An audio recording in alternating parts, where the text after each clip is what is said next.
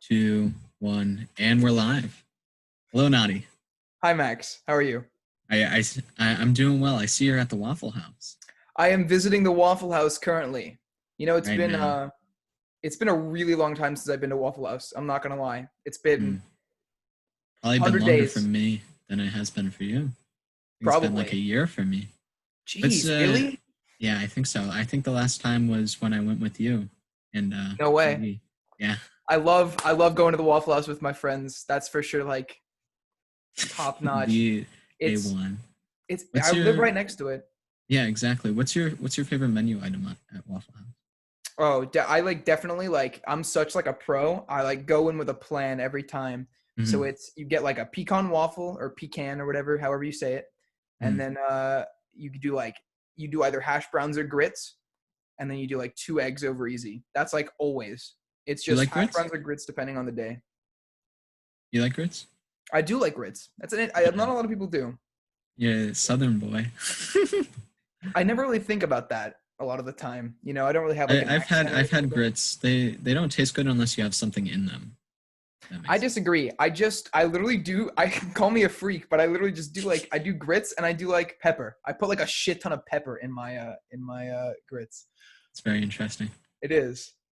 All right, so I wanted to get into our first real topic, which Sure. you suggested, which was going to be music during coronavirus. So I was a little bit interested when you brought it up, but I guess you could kind of relay that idea Yeah, again. sure. So I wanted to talk about this just because, like, as a musician, Mm, it's just a very big thing in my life, right?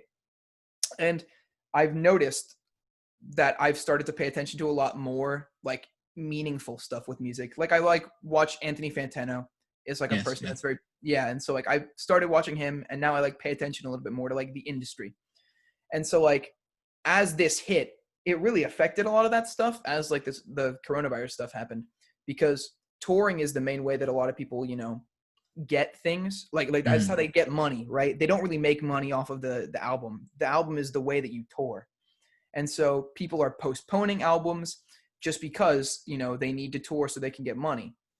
And Right. I thought it was interesting to talk about the people that have been releasing music and the way that we kind of cope with music, because I feel like I really have coped with music Hmm. during this.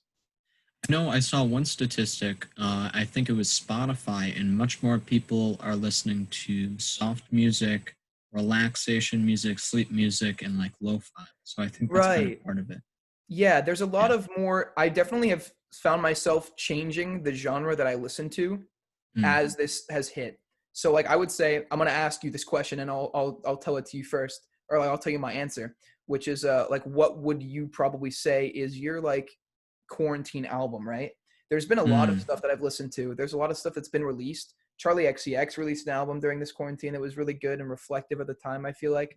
But for me, I don't know if you've heard of it before, but it's called Pink Moon. It's by Nick Drake. It's like an older album.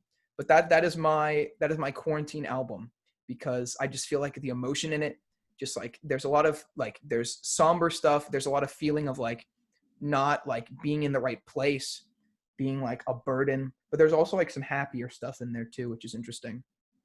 Mm. If I had to think, since I'm a musician as well, the time gives me more of an opportunity to look as an educational aspect because jazz is much more about education, at least in high school, than it is about Right. playing, I guess. And just going through, I don't think I can point my finger on one album because the way I listen to music, at least, I think more holistically as a person's profile, which I guess isn't as good to like understand the progression of how a musician changes over their discography, but probably just jazz in general. That's Um, fair. I yeah. mean, a lot of people, I mean, the people listen to music in different ways. Yeah. Would you Mm. say that you have a favorite jazz like piece, jazz song that you've listened to probably the most? Uh, there's this one lo-fi jazz song which I'm gonna try and find on my Spotify Sure liked thing. list. Yeah.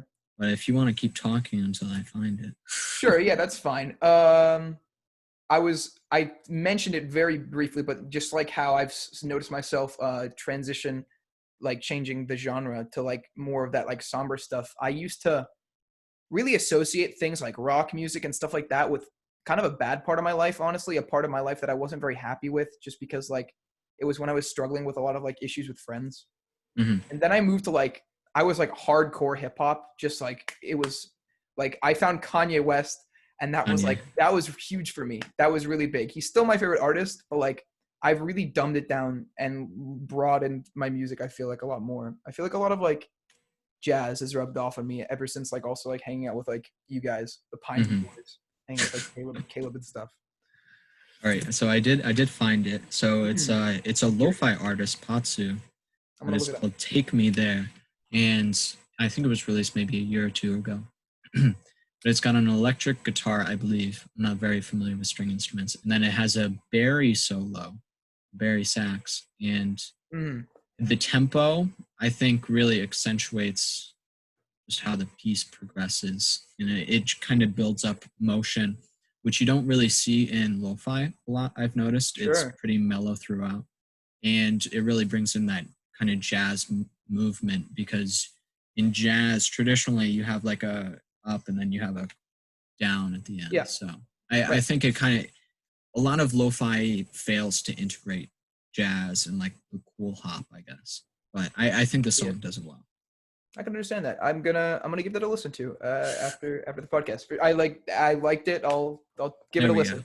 Yeah. Amazing. I'm totally like a lot of people I feel like really do struggle with giving music recommendations. I've noticed throughout Hmm. this. Like I've asked people, I'm like, please give me more stuff. I want to listen to more things and just broaden my horizons.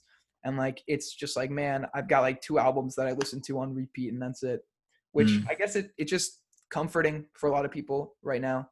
It's a really good, just stick with what you know, stuff that makes you happy, stuff that makes you Yeah, calm. but it really enables you to like understand the underlying things that you don't really pick up when you just listen to a song maybe once or twice. Oh, for sure. Definitely like being in this period of time where I'm just kind of like alone in my house listening to music, it's like way easier for me to like take in the lyrics, take in, what they're kind of trying to say if they are trying to say something. I'm definitely Mhm. able to like actually think about the song and what it's trying to do.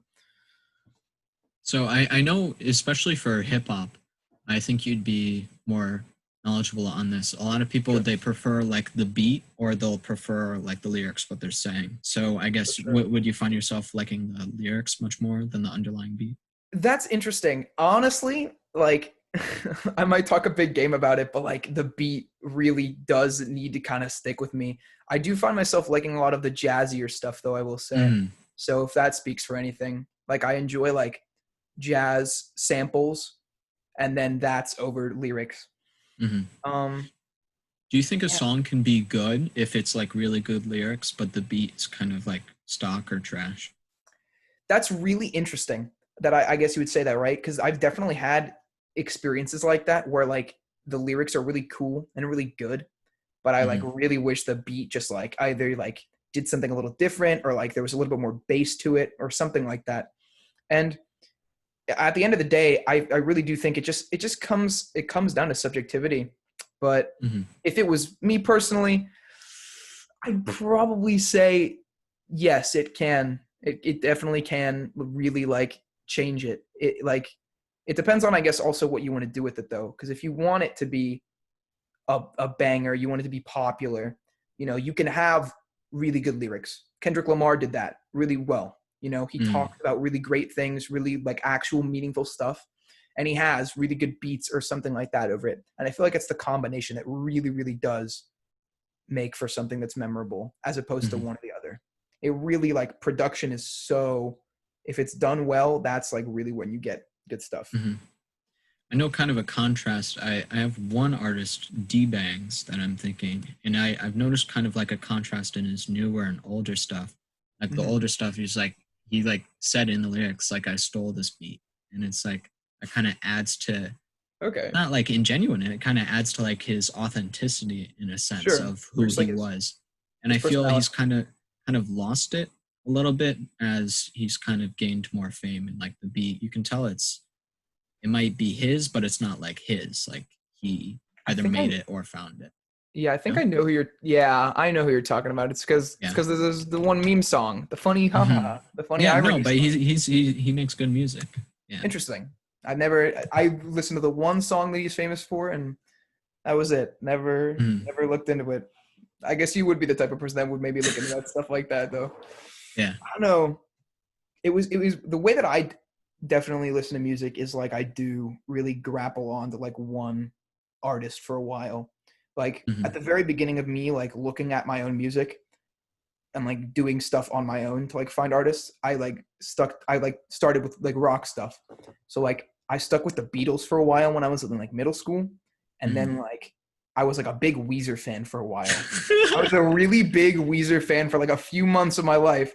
I was like only listening to their albums basically. Hmm. And then, like in the more recent past, it was Kanye for me. Now, I would probably say Nick Drake, that album that he's just made, it's just been on repeat. Hmm. Do you find yourself associating more with Weezer given like the current memes? Yeah, so that's interesting that you say that. So like I said, I associated Weezer with like a pretty like bad part of my life where I just didn't want to like think about it again because it was just bad friends, stuff like that, whatever. And so I didn't think about the band after a while. I was like, man, Weezer sucks. It's really funny how bad Weezer is. Weezer is Yeah. trash.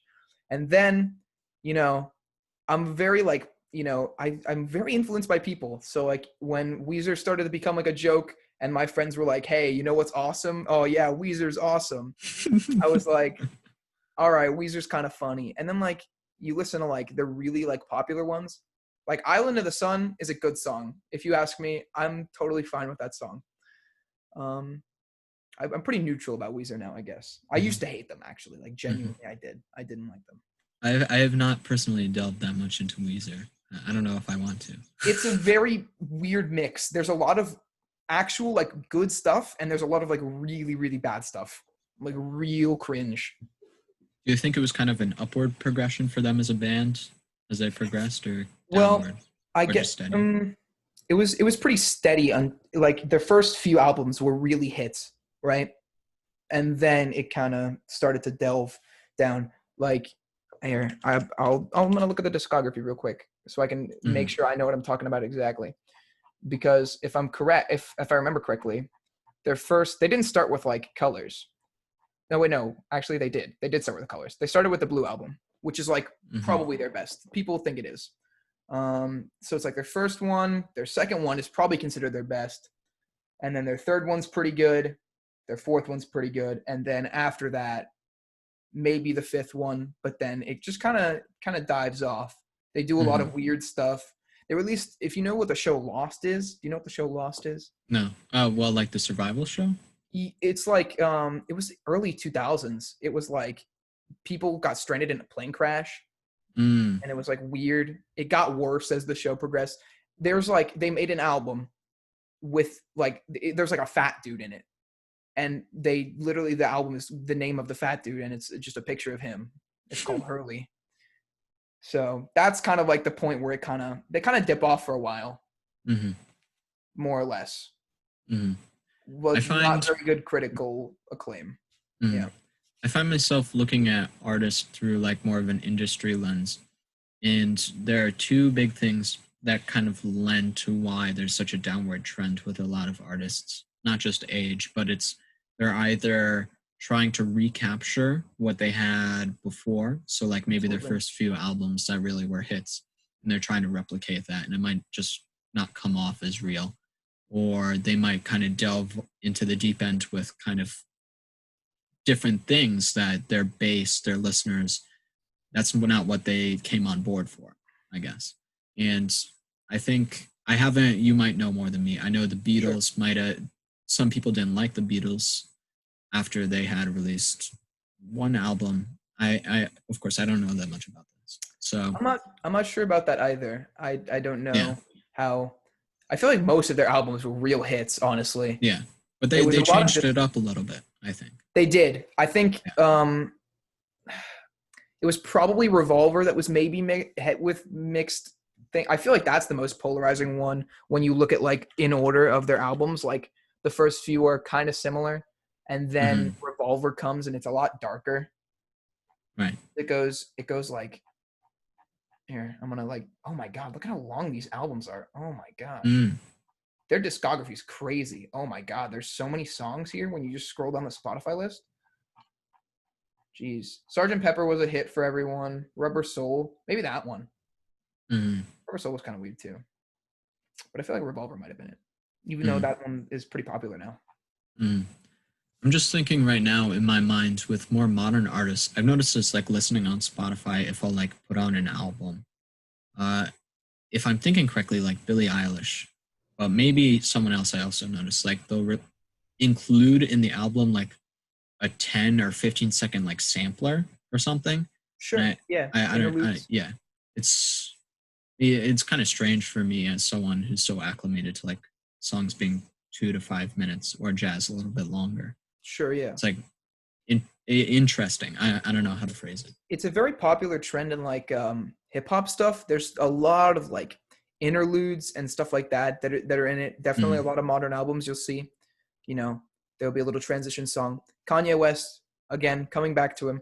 Very famous transitions for him. You know, some artists like him back when he released his older albums, he had skits and stuff like that that transitioned into songs. And he had, you know, there's a really good one actually that's like a very short interlude in his probably his best album, which is My Beautiful Dark Twisted Fantasy. mm, There's just an instrumental like 1 minute interlude right into All of the Lights, which you probably have heard. I maybe. assume. Yeah. It's got like I Uh, think it's got Rihanna on it. mhm. I'm just trying to think right now. I had a question in my mind, but I think I lost it. Oh yeah. Okay. So Kanye is seen as a much more controversial figure. I think Sure. probably since 2016, but I'm not sure. Do you think he's kind of? Do you think it's like a psychological aspect with him as a character? Because I know he has some psychological Yeah. things going So on. he's got like he's I'm pretty sure he's bipolar, and I'm pretty Yes. sure he has ADHD. Yeah, I believe so. Yeah. Yeah. So I mean, what was the question exactly again? Just Do like you think it's like change? I believe personally that has changed his music in a sense, but like oh looking at his music over okay. time, I think it's more esoteric now than it might have been in It's his interesting, earlier right? stuff. I look at Kanye's discography and I see like the great strides and bounds of change and how if you analyze or if you like because I personally have like looked at retrospectives and like documentaries about this stuff or like videos talking about it and like what he was doing really changed the game, really pushed the envelope about stuff. He talked about stuff that people really weren't talking about, and he just Hmm. made music that people didn't do. I don't know if you I mean I personally don't remember it myself either, but like in 2013 he had an album called Yeezus, and that was a very polarizing album because it was very gritty, very like machine like. It was very like robotic almost, and it was completely different than his album before, which everyone says is the best album of the decade, and it's his best work ever. Very beautiful stuff in it. Um, and I do think that honestly, there's a lot of factors that have changed what he wants to do. I think he just wants to be the most influential, the best. He wants to be the best, and he kind of has done that.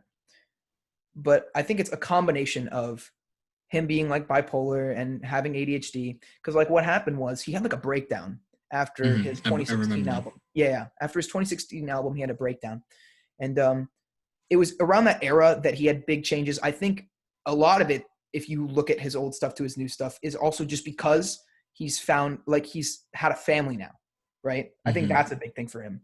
Like his 2016 album was very influenced by like having a child now. He's now a father. He now has other people to care about. He has a wife, right? Stuff like that. Hmm. And yeah, I don't know. There's Hmm. definitely a lot of factors that go into it. You know, he's really I personally really respect him because he really has hustled for like a long time, and he was told he couldn't do a lot of stuff, and he really did get a lot of that stuff done. The world really didn't want him to succeed that much, and Hmm. he pushed through it. You know, he's a billionaire now. So Hmm. Do you do you think he's going to run for president? that's such an interesting like idea. It's really funny. There's a lot of like culture behind like just being a Kanye fan is really funny, right? You always joke about these things. Hmm. Um, if he were to run next like term, which I think is what he said he would do, um, I don't know if I would vote for him personally, to be honest. As much as I am a fan, unless I really, really respect his like campaign, I'm not sure if Hmm. I would. I know it's actually interesting that it came out that he is more Democratic leaning. You know, he was Mm. just kind of, I don't know if you saw, did you hear about that? Because like I know he's kind of like sprung back after like talking with Trump. yeah. So people were saying, you know, so like he put on the MAGA hat and he wore it and he talked to Trump and stuff like that. And people during these Black Lives Matter protests and stuff, they were really saying, oh yeah, Kanye's really quiet right now. Why hasn't he done anything? Why hasn't he said anything now? It's probably because he's a Trump supporter. But Hmm. it turns out that Kanye's been really quiet. He's been to a few protests, and the whole time he was like donating to Democrats. He didn't vote for Trump. I'm pretty sure he voted for Hillary. Hmm. And he also like was donating like millions of dollars to like the Black Lives Matter funds, and then they like to George Floyd's like daughter to like her trust fund or Hmm. something like that. He like set her up, stuff like that. So it's interesting. I think he wouldn't be the worst candidate we've seen, Hmm. if I'm being honest. If I'm being Do honest. you think he would run with one of the parties, like Democrat or Republican, or do you think he'd run third party? That's such an interesting question, right? Like he's such an unpredictable person. It's hard to say. Obviously, like if I were to want him to become president or to have the easiest path, um, it's obvious that running in the main two parties would be ideal. So I would Hmm. want him to probably go into the Democratic Party, but I'm not sure. He is probably enough of his own person to where he would run independently. But I think Hmm. he could get by theoretically. He probably could pass as like a nominee for the Hmm. Democratic Party. I think the big thing that enables third party candidates in the past, and the our current system doesn't really enable third parties to really come about, True. but Yeah. maybe not third parties, but like individual people who they themselves might not be a party, but people kind of coalesce around them. And they, I see like two things. They either have like name recognition, so which applies to Kanye, and Right. or Yeah. they have a lot of money, like Ross Perot in like Sure. 1992 and 1996. Yeah. And he Right. was able to get to that threshold where he was like neck and neck with Clinton and Bush. And I feel someone like Kanye wouldn't really fit into the traditional bounds of a party in a Hmm. sense because he Yeah. has like strayed the line between both. Right. I think it's interesting because you think about people like him that like are different. They break the mold, which they do. I think it is different than what a lot of the system is, and like it is realistic that he probably would run like that, and it is also realistic that I feel like if he were to run, it probably would be independent, and he'd probably do really well because we have a president that was elected because of that. Because Mm, we have a president that was elected because he's a businessman. He's different than all the politicians. yeah. There's your gateway. Kanye, I guarantee you, he would probably make a decent splash if he ran Yeah. in whatever way. If he ran for a Democratic nominee, if he ran for independent, stuff Mhm. like that. It's really interesting to Talking about the businessman point, I think part of the reason why Kanye kind of found himself liking Trump at a time was probably because he kind of saw himself in Trump in the entrepreneurial mm, sense, because like he made it to this office and he maybe through the real estate yeah, end, but they're both businessmen at their core. And I I think that's believe why Kanye liked him. I believe it. It's actually interesting. I've heard him speak about that, like why he did it, why he wore the MAGA hat and stuff like that. A lot of it was because it was his way of kind of breaking the status quo. He kind of wanted Mm, to be his own person and do what he wanted to do, just be him, stand up for whatever he wanted to believe in, and it was his justification to kind of get things done because of what he kind of did by wearing the MAGA hat.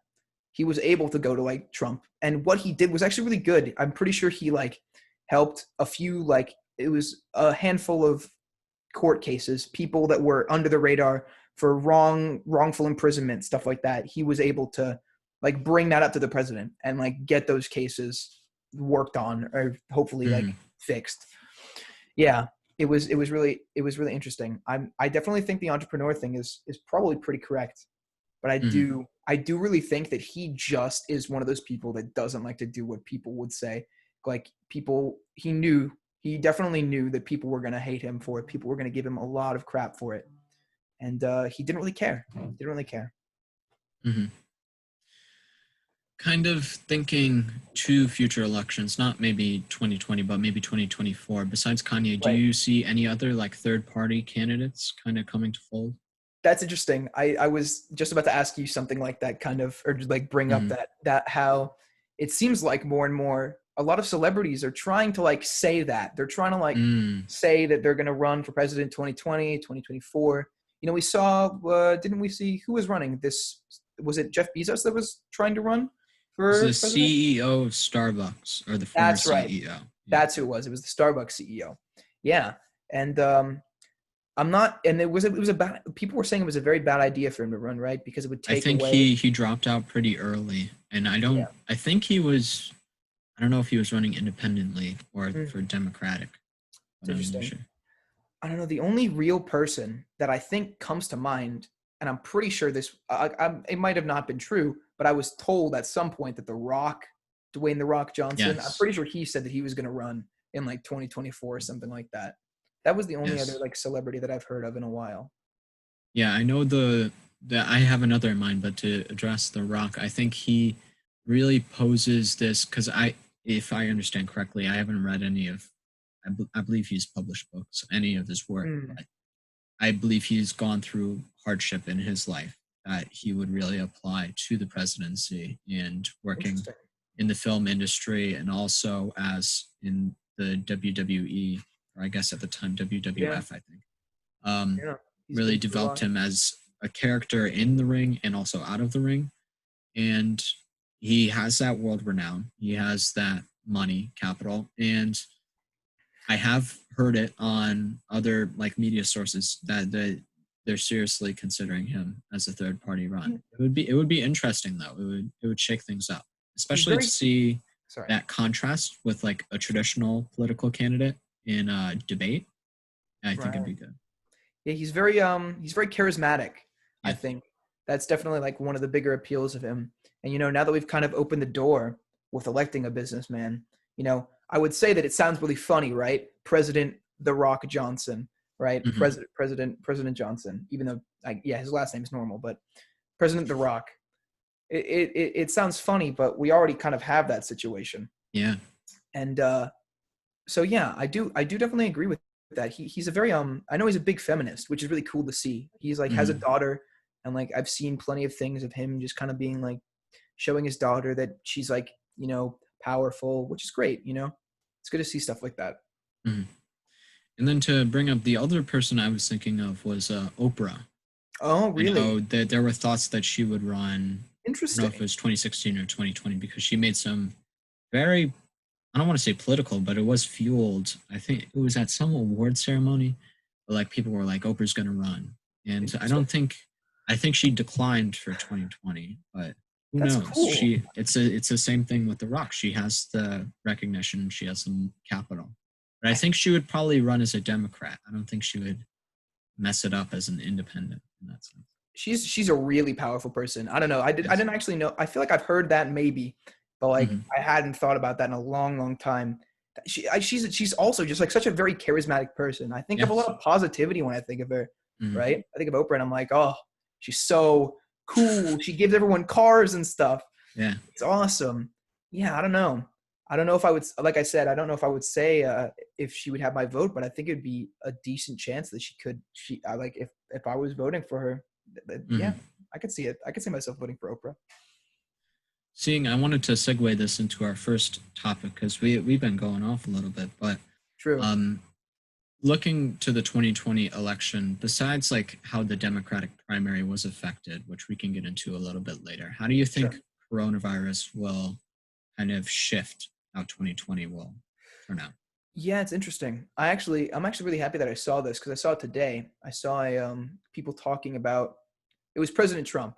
He Hmm. had tweeted about how because of the coronavirus, this is going to be like the most rigged election because now we're going to Hmm. have so many mail-ins, and so we're going to have so Right. many more frauds, and like we did voting in World War I and World War II, so why can't we do it now?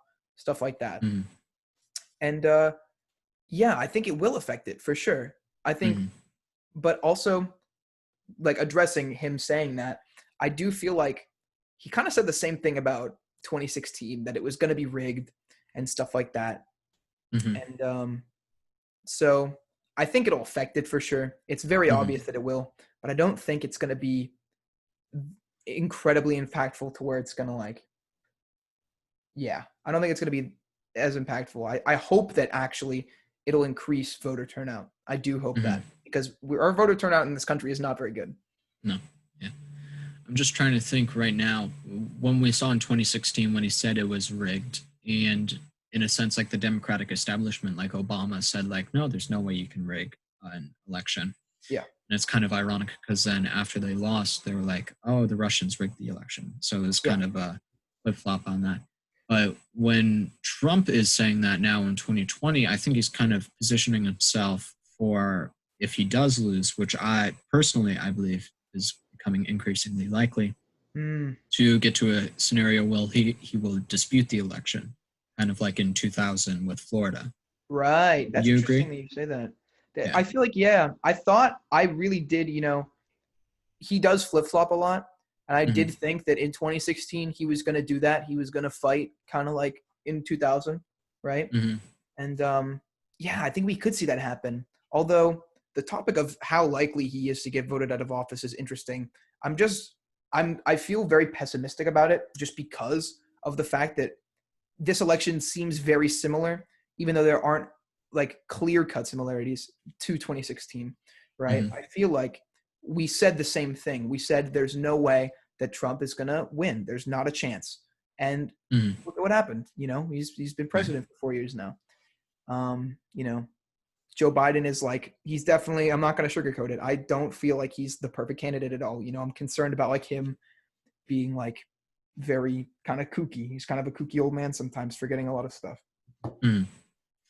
I know thinking I have a bet like for $500 saying Sure. that Biden will win. And Okay. I don't have that money in my pocket right now, but that's like I'm that confident that I don't think I will lose $500. Oh, So in that sense, I made that bet before coronavirus because I was like probably 70-30 that Biden would win. But now okay. with coronavirus, we saw Trump's approval rating go up a little bit in March, During I think it the was. virus? But Really? with the virus, yeah, because you kind of coalesce around a figure. The same thing happened after 9/11 with Bush. It was much greater. His Interesting. I approval didn't know rating that was like actually. above like 80% or something. Interesting. But Trump has never gone above 50%. Hmm. And we see now with the polling with Biden, he is polling above 50%. And that is something Hillary Clinton never did. She was always like Mm. 45. And now I think part of it is we don't have any third party candidates that are really contending. We don't have Gary Right. Johnson or Jill Stein. Yes. And they were soaking up, I think, like 7% or something in the end.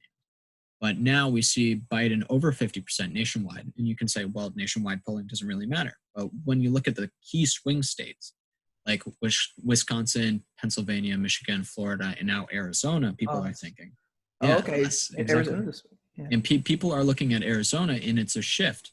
And this is kind of a tangent, but in 2018, um, so in 2018, the Republican senator ran, or she wasn't a senator at the time. She ran in 2018, and she lost to the Democrat.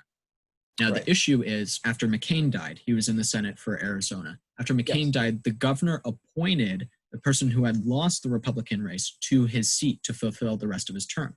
Hmm. Now, his election, or her election rather, um, to get the rest of the term, because it was only 2 years left in his term. So she would then be running for a 6-year term. She is running against the same person she lost to in 2018. And I feel Arizona voters are much more moderate in a sense, Hmm. kind of like Florida, but it's a little bit different because you have a lot of old people in Arizona as well. But Right.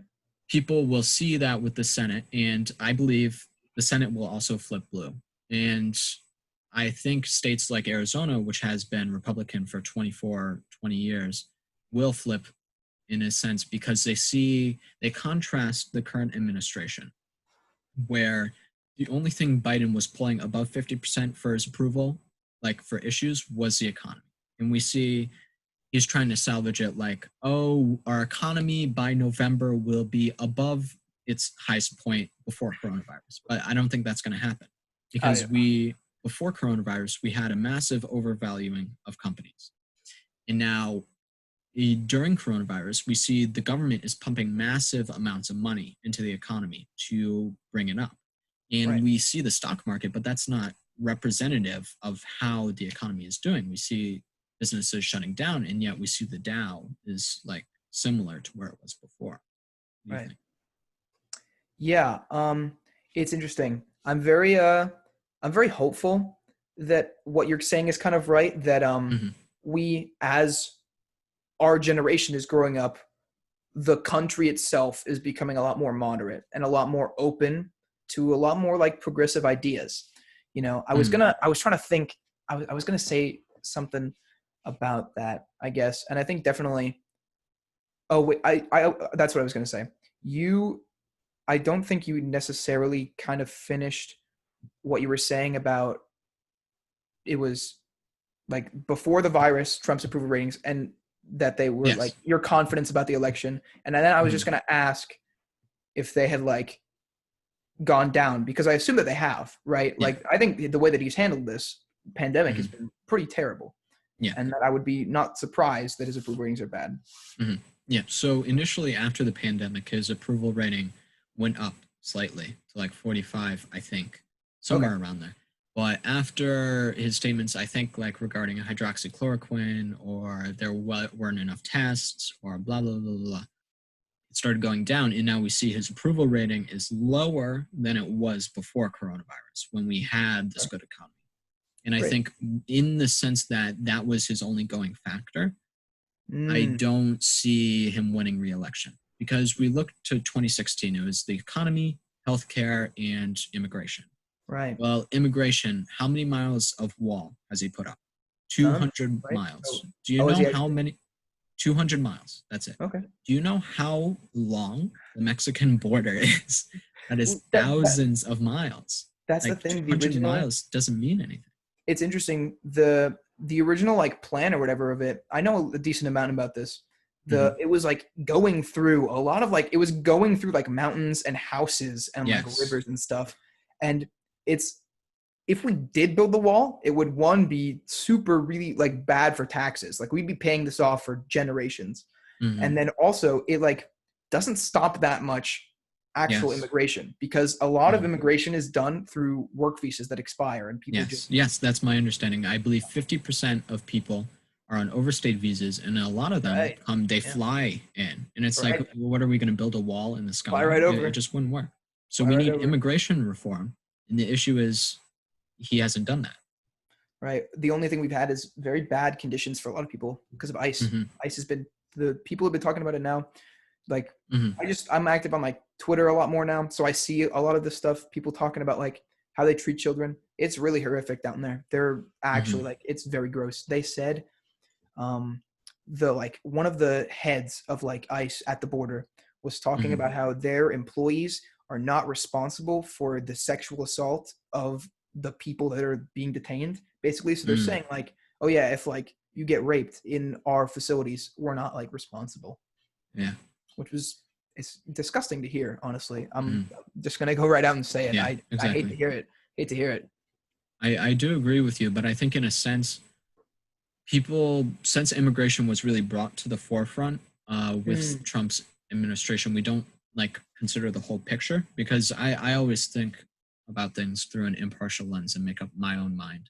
Right. And that's why I think the party system isn't that good, because you kind of sign up for everything else. True. But we see the immigration system and we don't realize like all this stuff was going on under Obama too, but no one talked about it because the media liked Obama, but the media doesn't like Trump. So they'll report on this stuff.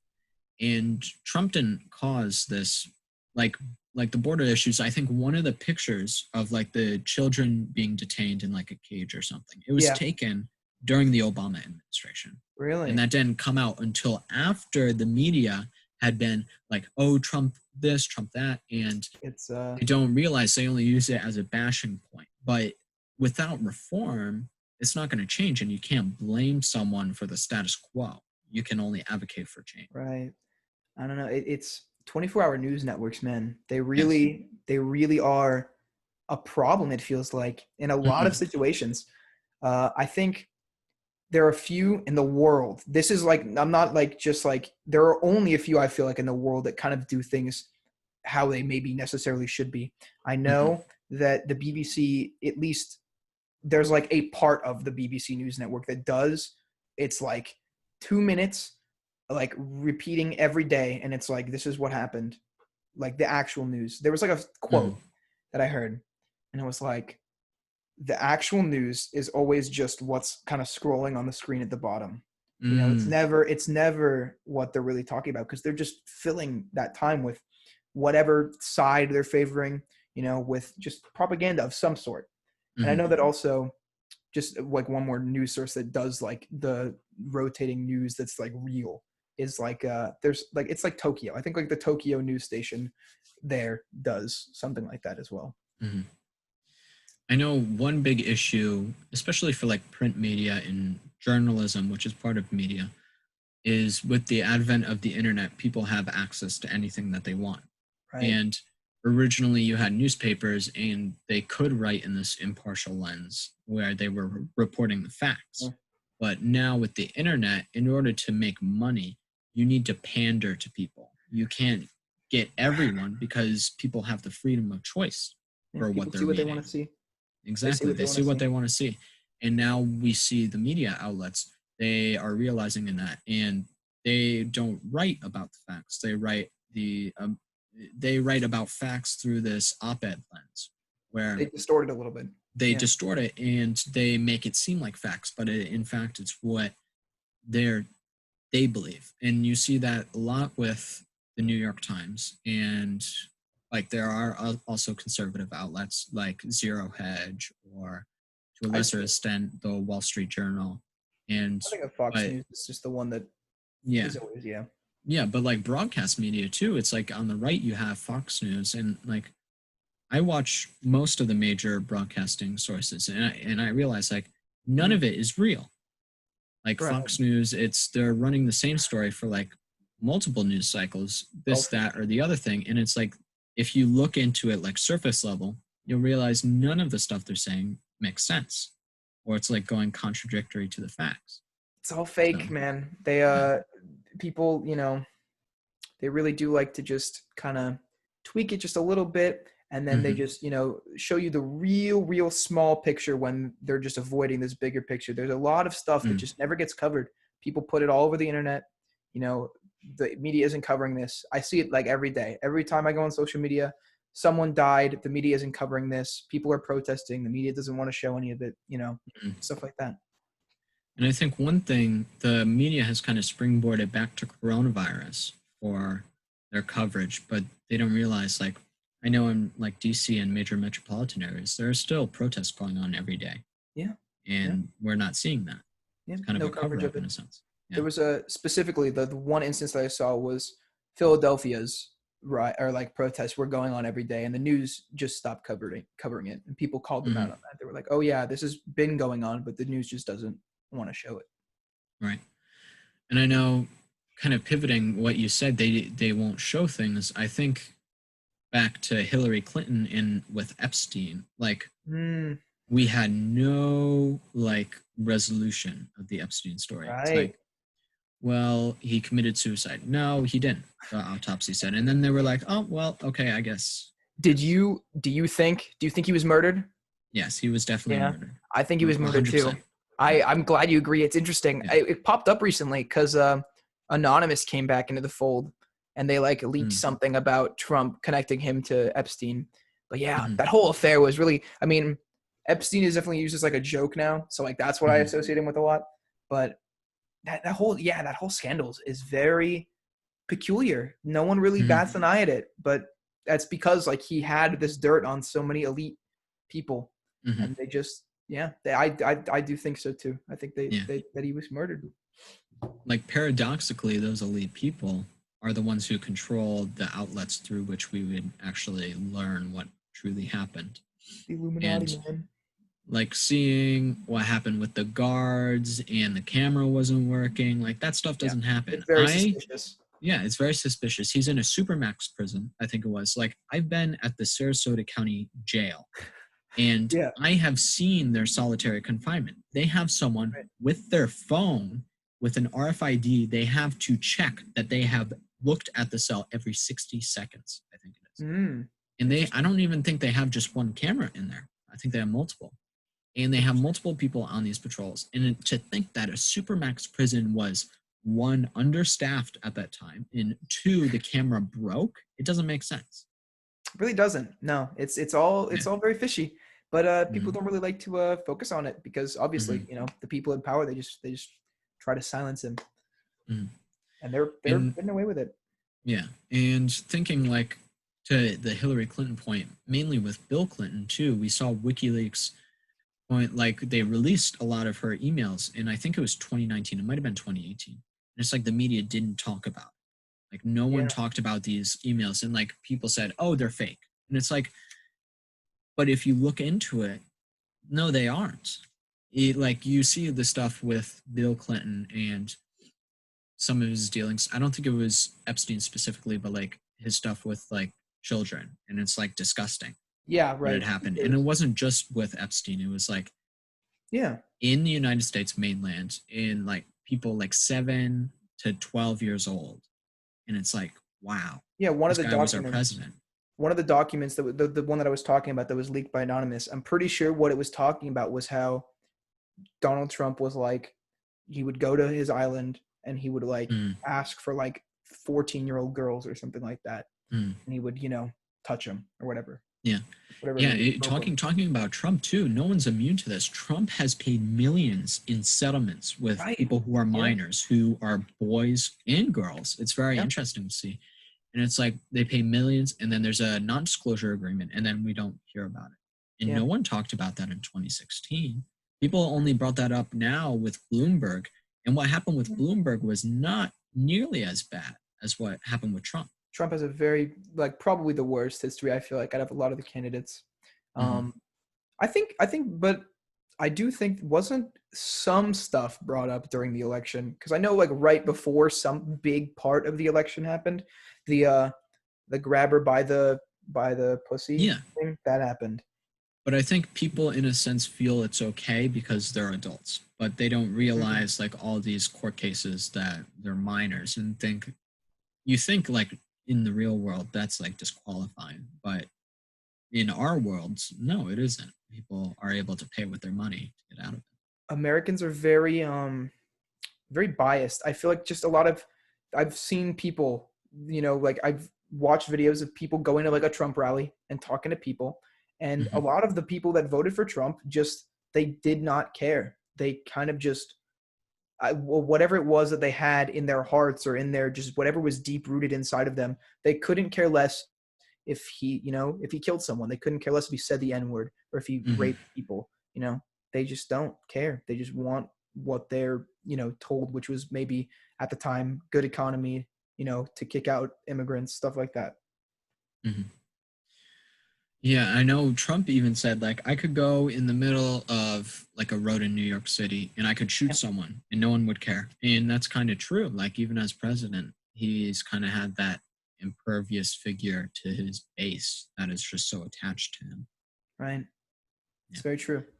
But I had posed this to someone else who was on the podcast, but looking to 2024, we have two scenarios, like Trump wins or he loses. So I'm gonna pose Yes. the Trump winning scenario first. So if Trump Sure. wins, who would carry on the torch for Trump in 2024? Who would run the Senate? Ooh, that's a good question. I mean, Mhm. like going off of the example of Biden coming from Trump, I guess the Mhm. next step, right, that you would think would maybe be Pence, right? Does he have any Yes, intentions? yes. Does he have any intentions of running? Do we know? I don't know if he said anything about it, but it's the initial thought it would be. Right. I think that is what my mind would go to first. Like, out of all the people, I'm not very sure if they're like maybe we would see, I don't know, Ted Cruz come back maybe at some Hmm. point even, because I feel like he was one of the only people that was really popular. But Yeah. so maybe him. But I feel like, yeah, Mike Pence would be maybe the next one to follow, even though I feel like he could be even worse, honestly, than Trump.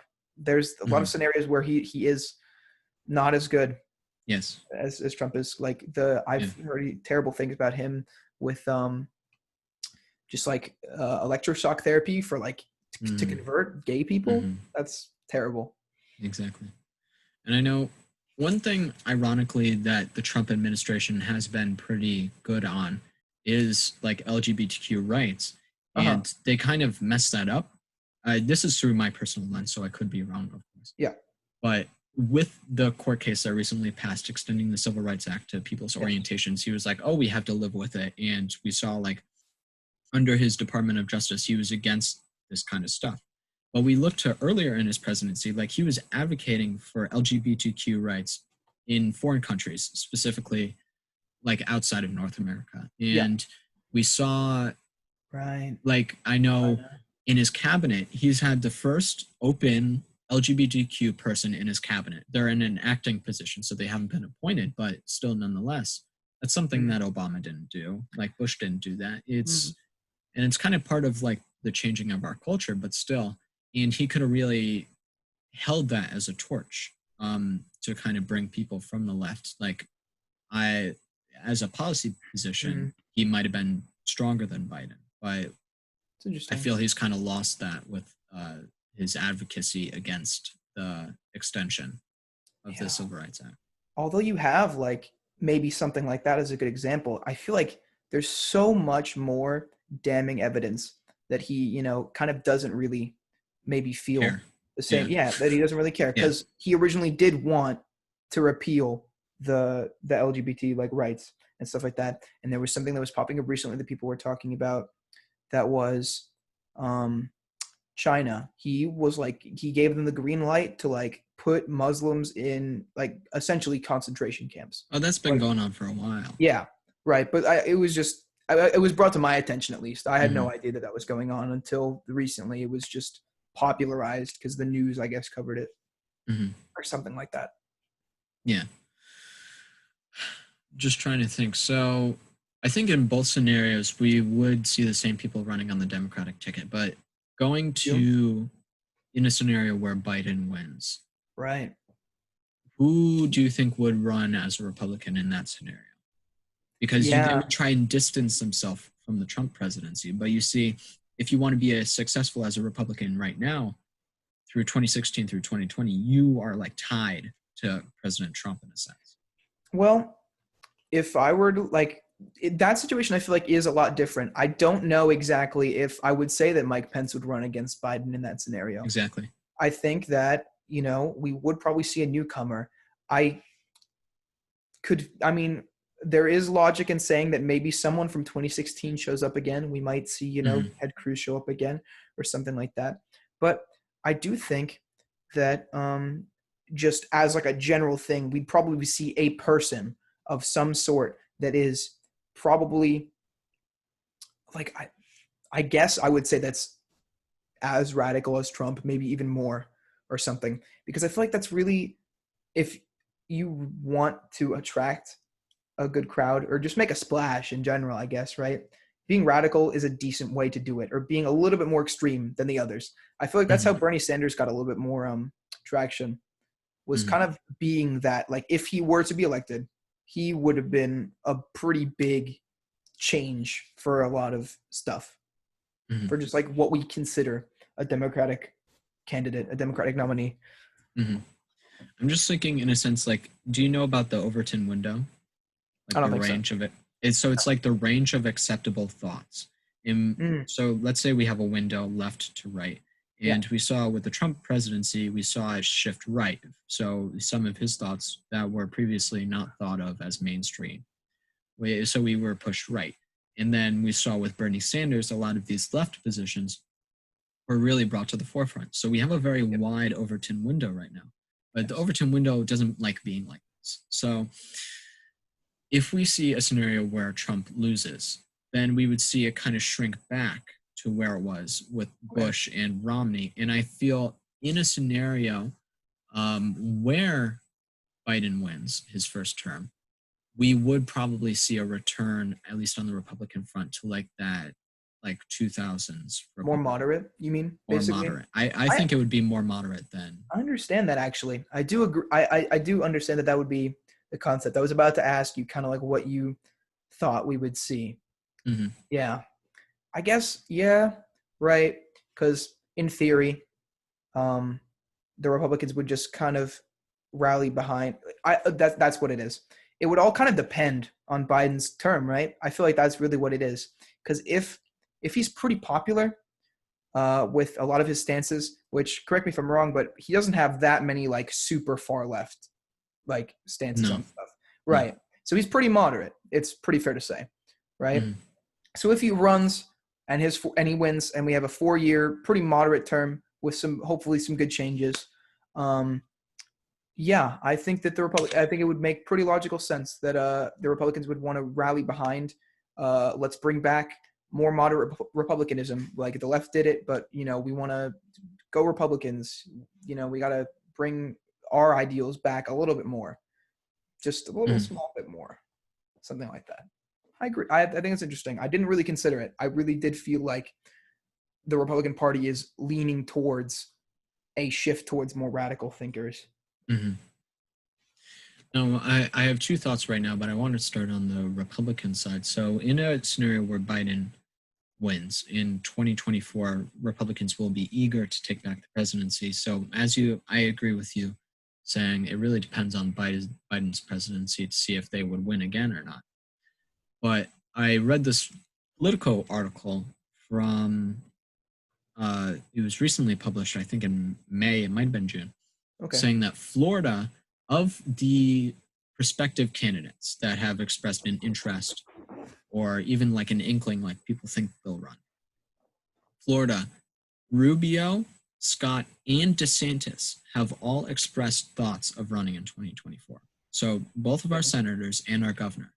What do you think of that? You know, I I'm gonna be honest. I'm not the happiest ever with our government or like Florida's government, I guess, Mm-hmm. right?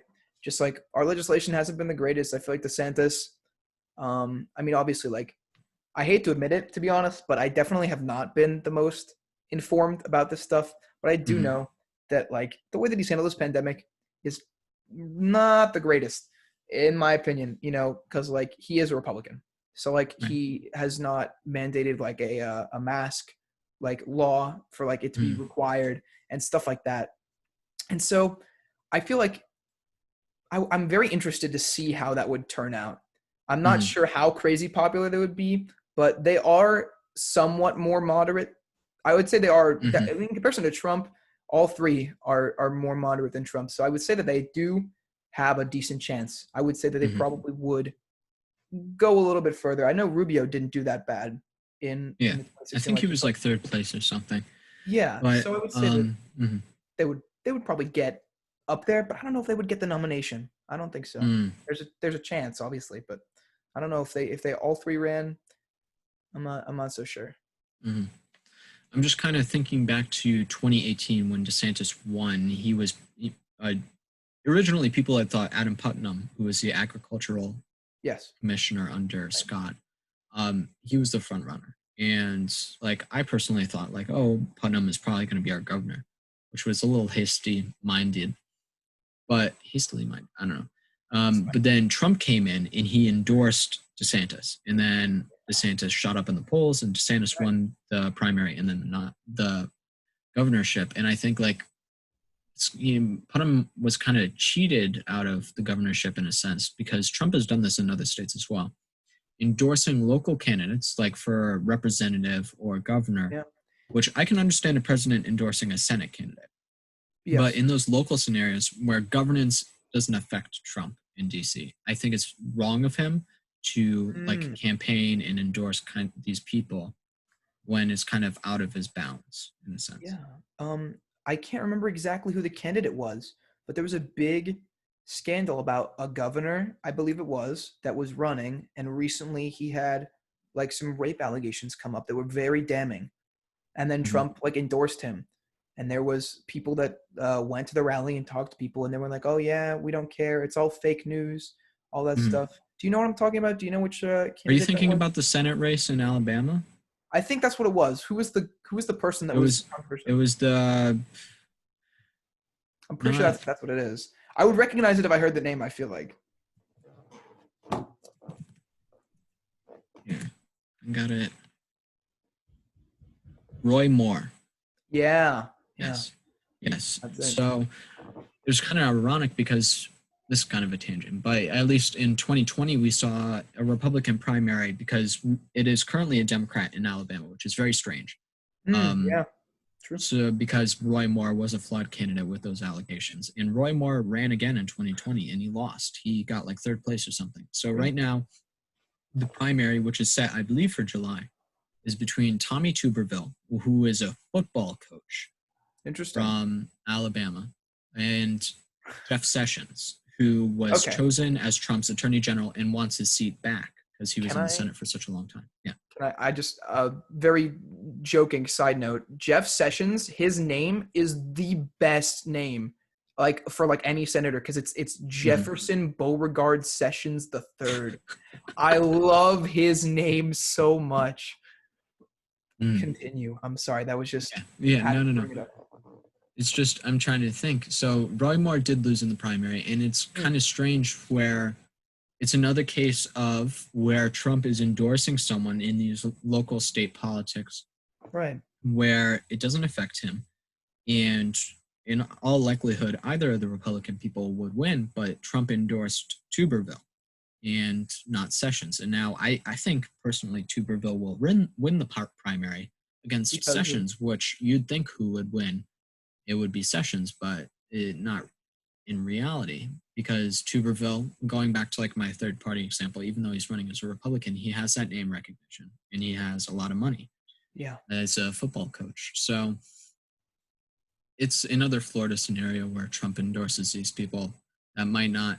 I think Jeff Sessions tweeted like, "This isn't what the Alabama people want.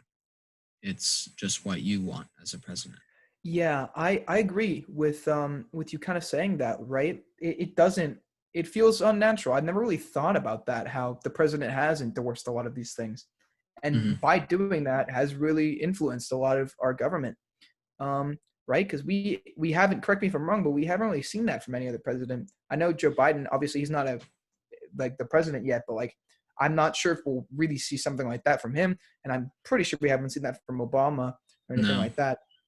because I Yeah. know with Obama, he didn't endorse Biden until after Sanders had dropped out, and I think that was very good of Obama. Oh And yeah. people were saying like, "Oh, Obama doesn't think Biden should be president because he didn't endorse him sooner." And I'm thinking like, if you realize who Obama was as a president, he would not endorse anyone until after the people had gone through their choice. And you hear like private conversations with Obama. He wouldn't want Sanders. He's too radical. But if Sanders was the nominee, Obama would still campaign Mhm. for him because it's True. for the good of the party and party over people in a sense. Right. Yeah. I don't know. I personally do believe that I think Bernie Sanders should have been the candidate. I feel like I would be more confident in saying that Trump would lose the election if it was him. Like it's just like although, obviously both of the candidates are old. It's just Hmm. like we see a lot more of Joe Biden kind of being, more just kooky old type of person, right? Hmm. So, I so do yeah. agree with that. And Sanders did make that argument in the debates. But I feel if it's kind of linear to think only through polls, but like the polls would kind of disagree with you in a sense. The polls in Mm, scenarios where Trump was winning, more often than not, it was projected against Sanders. Joe right. Biden, of average, he was polling better than Sanders in a matchup with Trump. So I think ideologically it makes more sense the contrast, but appealing to moderate voters, I think Right. Sanders kind of alienated them, and he did it himself. I think I've made this argument with someone else. By branding himself as a socialist, he dissuades the older voting bloc, which they have the highest voting margin is the older people because they don't really Right. have that much to do otherwise. Yeah. And Should by triple. characterizing himself as a socialist, people think like they were alive during the USSR and they realized what happened. And Bloomberg kind of said this out loud during the debate, like, oh, Sanders is a communist. And it's like, no, he's not a communist, but it's pretty close. Socialism, Yeah. because I think Lenin said, like, socialism is a necessary prerequisite to communism. So I think he kind of alienated himself.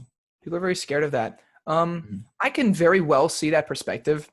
I just, as a young person, I feel like although he alienated the older crowd, which, as you said, it makes sense that they are the more popular turnout, which really sucks. But I think that this election might be a little bit different, and seeing Sanders' success was a good sign of that, just because he really did, although he alienated old people, I feel like he really did attract the young voters. The young crowd really, really did like him. I personally would agree that I thought he would have made a great candidate. And just because of a lot of the stuff that he wanted to do with school and stuff like that, I felt was very good. I feel like it was it was a step in the right direction for as someone who is a student. You know, I can really support things that he was trying to do with the education system. That can I say also, the Trump administration has not really handled education that well either, if I'm not mistaken. Yeah. So, I think this is just a personal view. I don't think outside of Pell Grants are very good, but outside of Pell Grants, I don't think the Department of Education has performed very well. I don't think it should be up to the national government, because when you have, like in the Constitution, it is up to the local governments, the state governments, to process education, and just logically, it doesn't make sense for us to have a Department of Education. So outside of Pell Grants, which are it's a very good program, I don't think the Department of Education should exist, because we look back to the Carter administration when I believe the Department of Education was implemented. We saw before, like, America was in like the top 5 countries in terms of education.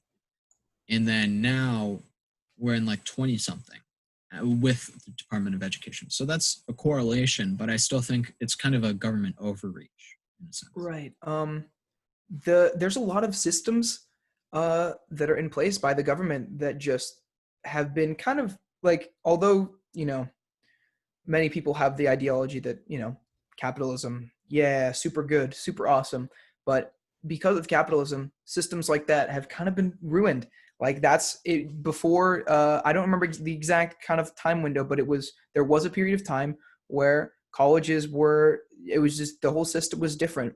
And eventually capitalism kind of took over, and they monetized it more, right? And now, like student loans specifically was kind of the thing that came up with capitalism, right?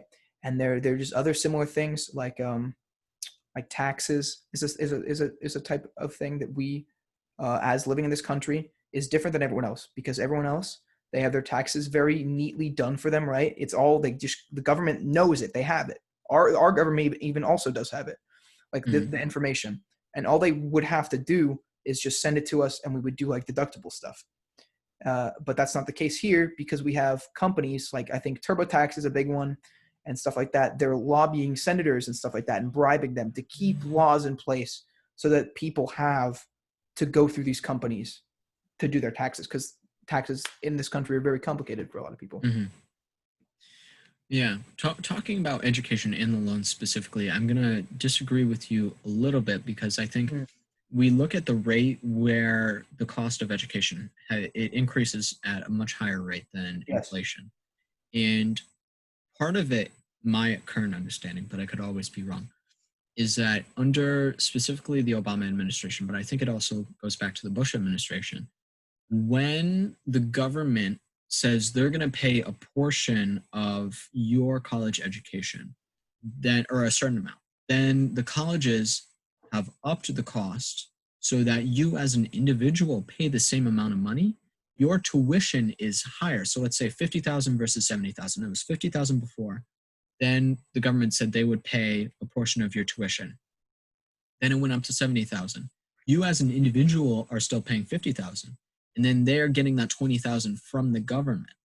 So by guaranteeing that people, I'm not sure if it's Pell Grants, but through student loans, by guaranteeing that the government is going to pay them, then it enables these institutions to just jack up their rates, knowing that they're still going to get their money. Does Sorry, that I'm make like sense? I'm bugging out a little bit. My internet's No, kind of no problem. acting a little weird. I think you're fixed now. Hopefully, I might just Hmm. just be aware that I might have to disconnect to reset the internet real quick, like just for a quick second. It'll be very quick if I have to.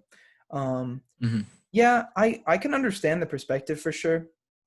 I just I just personally think like I think this year in particular, I've seen a lot of scenarios of people that have gotten like even they've gotten scholarships to go to places, um, or even they've just gotten accepted at least Hmm. to places that are maybe out of state, and they can't go because they like maybe commit or something, but they can't go because it's just too expensive. That happened. A friend of mine got accepted to a college in North Carolina, and now she has to go to USF because it was just too expensive to pay for. Mm. Yeah, it's hard. It's hard to think that, and it's kind of. I know I was talking with Nick a lot about education on the podcast. It kind of Mm. forces people into the Florida system, and I think that's a problem unique to Florida. And it's good in a sense because we have bright futures, which I know you and a lot of Pineview kids qualify for, Yes. because you meet that certain bar. Um, and but that money can only be applied at Florida institutions, and it's like, well, why should I pay? I don't know if you're more wealthy individual, like why would I want to pay $70,000 a year to go to Harvard when I could pay $5,000 a year, all expenses in that 5,000 to go to UF, and then I could go Exactly. to Harvard for my grad school or something. Exactly. I was Yeah. very um I would never really claim to like be a very big like knowledgeable person about this stuff. I had a very simple mind about this. Like it wasn't even very long ago. It was definitely like this school year at least that I was like, I'm gonna get out of the state. I just want to leave. I want to be as far away from home as possible, and Hmm. like stuff like that. But I've definitely come more and more to the realization that it makes a lot of sense to just do 4 years at a good school here and then go maybe for grad school somewhere else out of state, Hmm. right? And that's just it's just it kind of rubs me the wrong way a little bit that that is our system. Like it's obviously good that there's opportunities to like save us money and let us go to colleges that are Hmm. good, because we have good colleges in the state.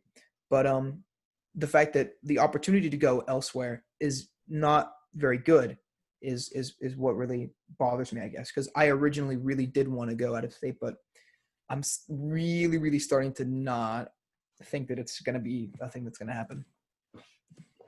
Yeah, I do agree with you. And then I think specifically at Pineview, people don't really make that like financial realization until they're a senior or Mhm. until after they've sent out their applications and they get their decisions back. And they realized like, oh, I can go to XYZ school out of state and pay blah blah blah money, Yeah. which is much more than going in state. And like Odd. at least at Pineview, like no one goes into high school thinking, oh, I want to go to USF. Or at least I can't think of anyone who thinks that. I But mean, then people come to the realization where that's much better for them. I know I mean, there's always exceptions, I guess. Very anecdotal Hmm. stuff I'm speaking from, like Yeah. my anecdotal experience. Uh, I think, I don't know. The question was always asked, I guess, right? Do you know what you want to do? Do you know what college you want to go to? It's very common for at least Floridians, for kids at like my school, for the kids in the Yes. IB program at Riverview. Um, it was very common to be like UF, FSU, and stuff Mhm. like that. And I feel like starting probably this year more, I feel like I've seen it is when people are like, yes, I know what school I want to go to. I want to go to UF because my family went here and stuff like Yes. that. I feel like I see that a lot. I really do actually. I see a lot of like what would you call that? Like dynasties of Legacy. education, legacy. Legacy. Yeah, Yeah. that's what it is. Legacy of students. Hmm. So yeah. I do agree with that. And I have two questions, but I guess the first one, I know I was talking with our college counselor here at Pineview, and in a sense, it's much, I guess the acceptance rate at Pineview for UF, for example, is like between 75 and 80%. It's very high. Sure. Yeah. Most people get in. Or actually, it's 80% or 80 students out of 120. So I think that's like above two-thirds.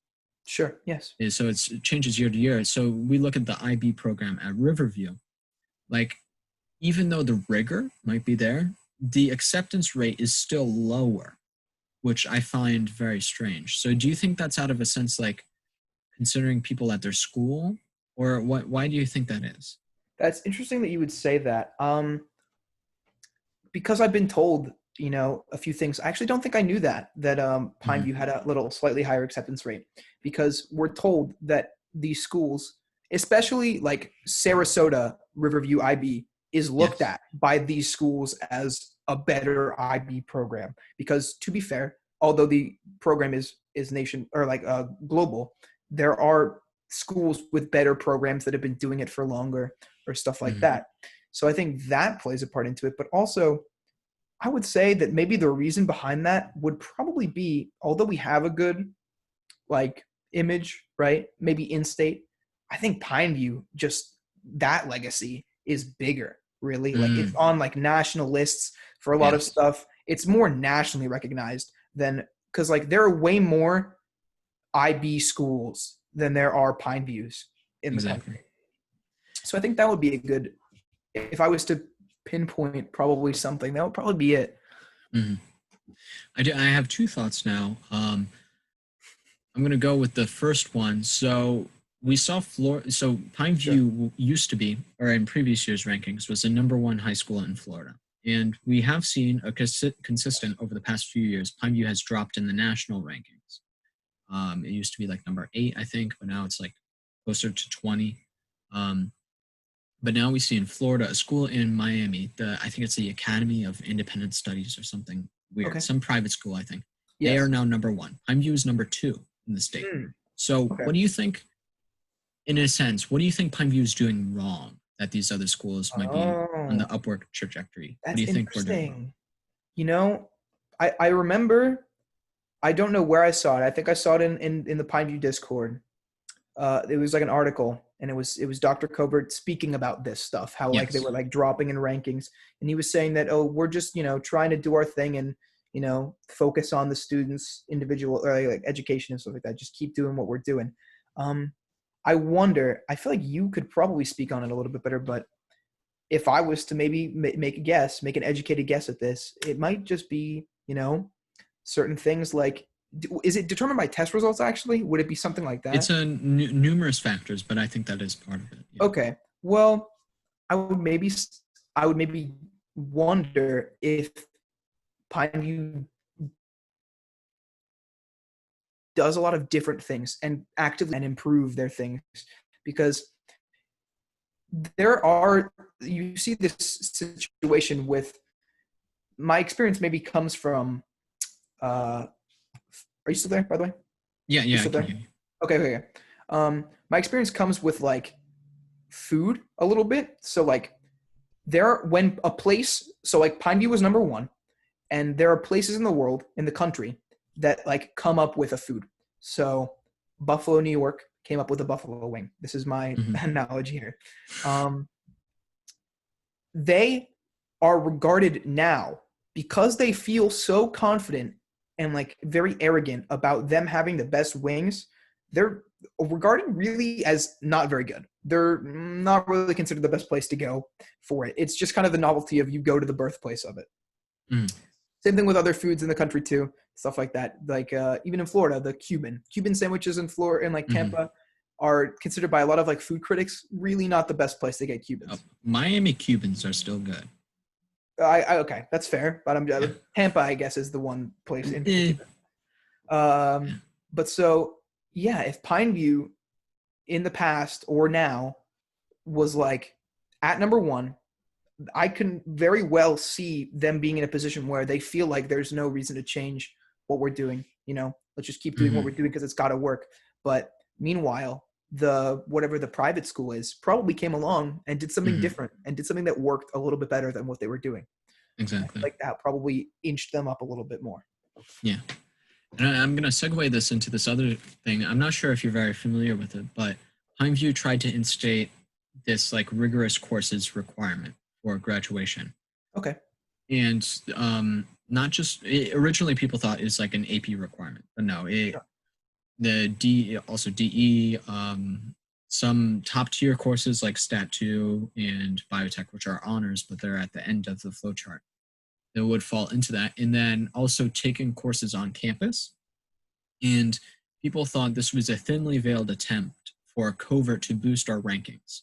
Because I know, for example, I think you could speak to it better at Riverview, the IB program, there is a requirement for Yes. rigorous courses. I think it's 7, if I'm thinking correctly, but I could be wrong. You have to, there's a certain amount of like kind of credits that you have to meet for the amount of IB classes that you take. Yeah. You have Yes. to have like 2 years of a science. You have to have 2 years of a social study, and stuff like that. Yeah. It just kind of so on and so forth. Yeah. But I guess in a sense, what Covert was trying to say is it's like trying to preserve the Pineview degree, not to pursue rankings. But I'm thinking to myself, and increasingly I think to myself, it's like no one values a Pineview degree. Once you go to college, your high school doesn't matter. Yeah. But that's why I think it's for the rankings, because no one cares about the Pineview degree. It's in a sense to increase these metrics that are put into these rankings. And even my cat is on the windowsill. That's very interesting. Oh, cutie. But I just think it's very interesting that he would try to require it, because there's no value in a high school degree outside of college. And I understand the rigor of Pineview in the admissions context, but that's kind of different. And Right. I do agree with the idea of trying to implement something like this, at least the rigorous courses requirement. But what really struck me is having to take at least the core classes on campus. Because I'm just going to go on like my personal anecdote. I have taken English online since sophomore year. I don't know if it was Mrs. O'Mahony, like I just didn't like her, but I took English 2 honors online, and now I'm taking DE. I'll be taking DE Lit senior year. But if I were a 6th grader last year and I tried to do the same thing, Sure. I would not be able to do it, because I would have to take at least 4 of my English credits on campus. So that just wouldn't allow me to do it. So I guess I wanted to ask you, why do you think they would try to mandate these kinds of classes to be taught on campus? That's interesting. I feel like maybe what it is probably just there. I don't know if there are statistics to back it up, but maybe it is, the reasoning is to like improve those ratings, right? By having this classroom setting, because being in a classroom setting with a teacher one-on-one, well, I got like face to face, right? Yeah. Like being in a classroom is probably, I would assume, like I would take a guess that there are better results from being in an actual classroom than being in an online classroom. So I guess that's why they would maybe say that. I've never really, I can't personally relate that much, because there's not a lot of online classes that are taken.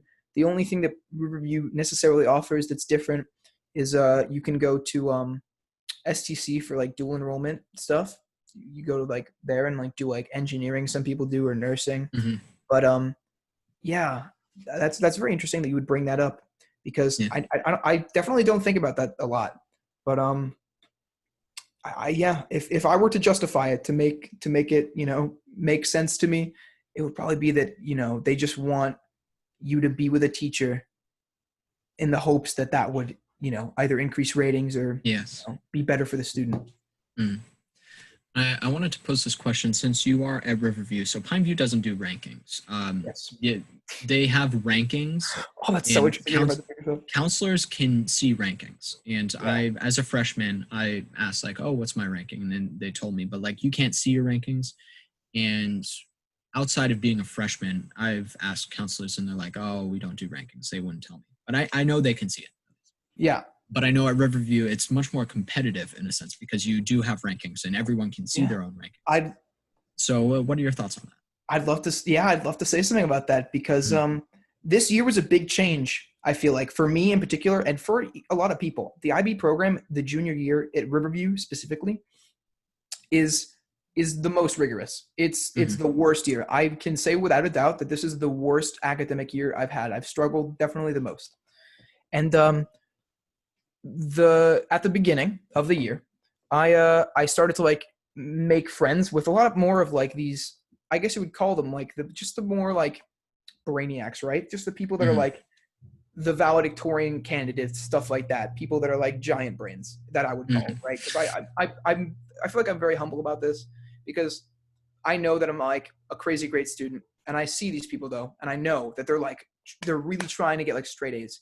So I met this girl, her name's Grace, and this was that my first introduction to the rankings was this year because if I'm not mistaken, this was the first year that they like really released them to us, Okay. and it was so interesting to see people like her who is a very sweet person care so much and really like go crazy. Like a lot of people really really like had like trouble or like were like angry or were happy with the system, with the ranking system. It got very competitive. I very quickly got acquainted with it, was told about it, and then was told that by this person who I believe she was like top 5 or something like that in the rankings at the Hmm. time, was very angry that this one person was number 1 because of some like loophole with the class credits, when there's this one person that clearly should be the valedictorian. He clearly should be number 1.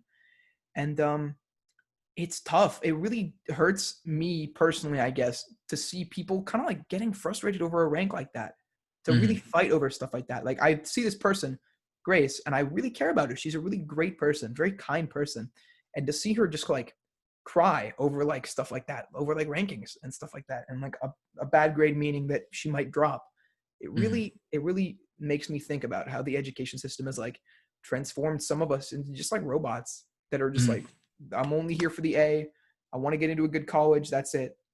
If I don't, then my life is over. Hmm. On that, what what I'm trying to think with rankings, especially in the IB program, where it's much more regimented what classes you might take, at least Mm. compared to Pineview, which has much more choice. It becomes very How strict. Yeah. do people differentiate themselves between like number one, number two, number It's a very slim margin. I think it definitely comes down to some of the actual like percentage grades of how you perform in three? a Really? class. I believe it does. I'm not in It 100% might. sure, but I'm If they're pretty sure it tied. does. Yeah, exactly. If like ties come up, I'm pretty sure stuff like that happens. But I know that the justification that I was told for why, because so like I said, there's one person that's there, and the reasoning that he is there is because he like, so basically transitioning into high school, some kids took um, algebra 2 or geometry, one of the maths. They took one of the maths that you need to take online. A bunch of people Mhm. did that. And this kid, who's number 1, did not. He took it like at school freshman year, and he did well. And because of that, that gave him like an extra like credit boost or something. And so Interesting. the person that's like supposed to be like, that's like entitled to the number 1 spot, has just like taken all the AP classes he can, and he just is like active in just everything, great test scores, great everything like that. And so yeah, there's a lot of factors to it. I think like every part of the class really does affect it, like every part of the grade, I guess, and the Hmm. class even, right? It becomes more um simplified because the schedule that we gets more thin and thin and more planned out. But yeah, there's a lot of room for kind of fluctuation in there. Hmm. A lot of loopholes too for the I'm classes. just trying Oh to, wait. yeah, I'm just trying to think. I've seen on like educational forums, I think like College Confidential and also Reddit, like people in Florida, not at in Sarasota County, but they'll take like AP classes through FLVS to boost their Mm. rank. Have you heard of that? I feel like I've definitely heard of something like that before. I'm not surprised at all that that's something that people do, just Hmm. because kids, I've like definitely this year it really opened my eyes to how really really hungry some of these people are for the top rank.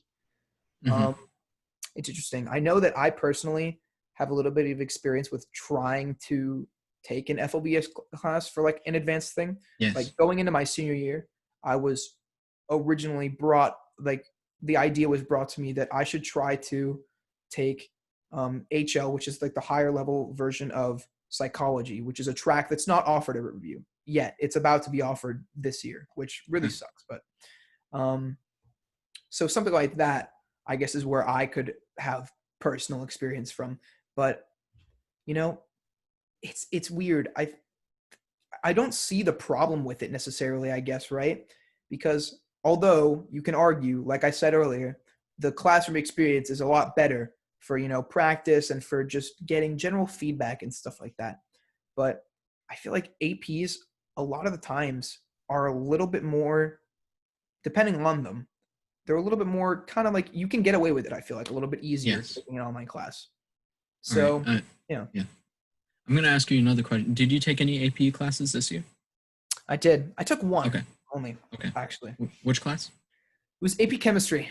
AP Chem. Okay. So Yeah. as a follow-up, I know IB, they have an exam, and it's, what is it, out of 7 or 9? It's out of 7 points. Out of 7. Out of 7. So IB canceled their exams, and Yes. AP didn't. So Yes. well, what do you think of that? That's interesting. I had a friend that talked about that to me. I don't know how jokingly it was, but I kind of see his perspective if it was serious in that it's like, oh, like IB knows something that AP doesn't or something like that, right? It's like they kind of had the foresight here to be canceling it. And AP just kind of didn't have that foresight maybe. But on the other hand, I do feel like it is, although they're similar, they are separate in that a lot of the ways that they operate are different. So I understand what AP did, right? Because they have people that are charging to take these classes. They're paying Yes. a lot of money to go to these classes and take them. And on the other hand, IB, you just have to be in the program. I'm pretty sure you're not paying any money to take those exams. So it makes it a little bit easier for them to be canceled. And then on the actual cancellation of it, yeah, I do feel like the IB exams are in nature a little bit more rigorous. And so that's probably why it was less easy to simplify it in an online way, right? It was just easier for them to, if you don't know, we have IAs in each class, which are internal assessments. And so that's what they did. They had, you do it like halfway through the year, and that's like a big part of your grade.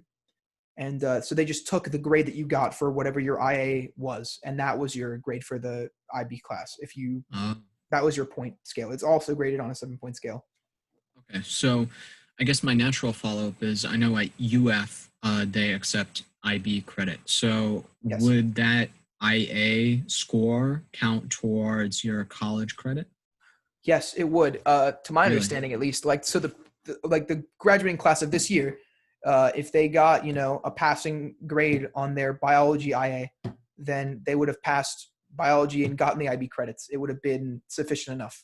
Same thing for I actually had so I opted, so there's the traditional like history path that you can take, which is a push, and then you take history of the Americas, and that's an HL class.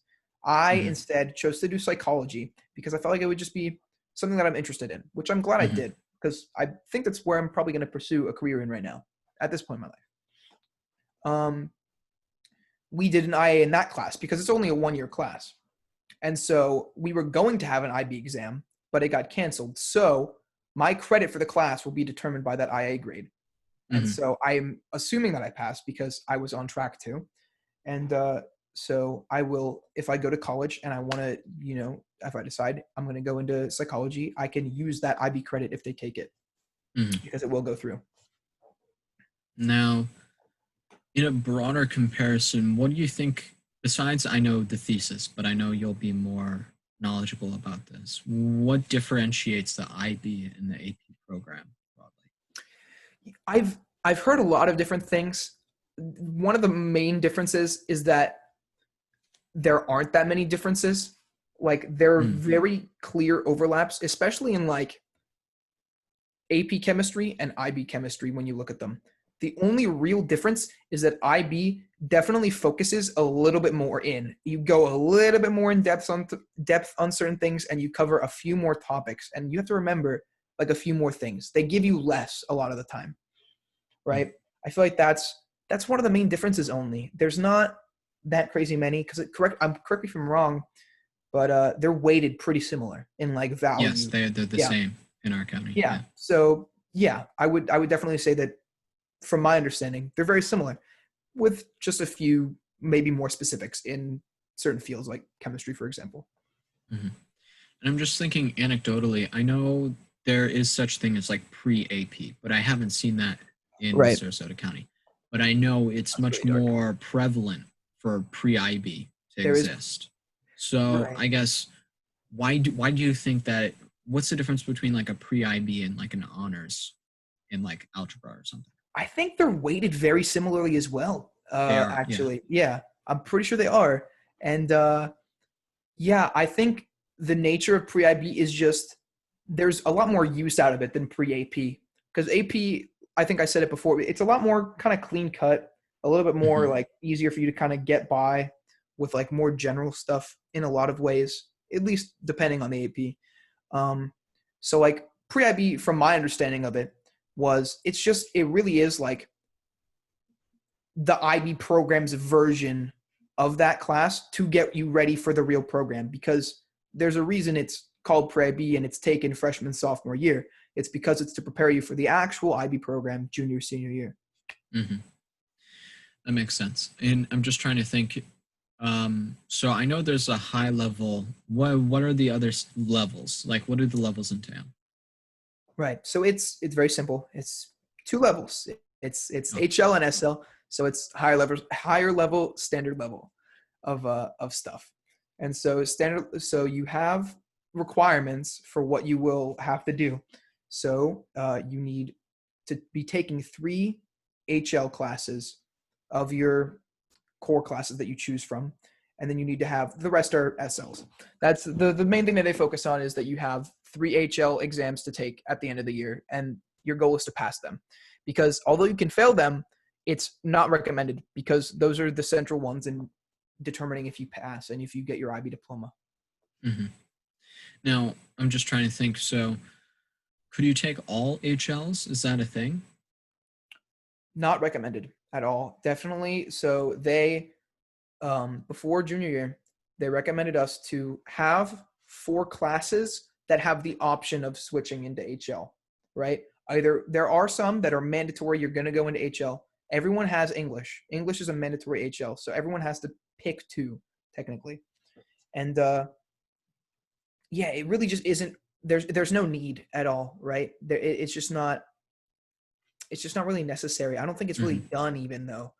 It's just you're Even really even really the people who are like at the top of the rank, yeah even they're no I taking SL. like they might yeah so it's just I'm pretty sure it's not needed at all and you can just HL the harder classes like for example the hardest HL classes are probably the sciences biology and chemistry that we don't offer physics in our IB program Hmm. um and so I know a lot of the way like the higher ranked kids they're just HLing bio and chem some of them are taking both sciences and they're HLing bio and chem with Makes English as sense. well. Yeah, there is some kind of free flowing stuff in there, but it feels very like I've already made up my mind, and there's not a lot of extra room in there for other decisions, right? Hmm. Like ever since sophomore year, going into junior year, I kind of knew what I was going to be doing for 2 years Hmm. for the end of high school. I'm just trying to think. Do you think there's more value in a program like IB compared to AP?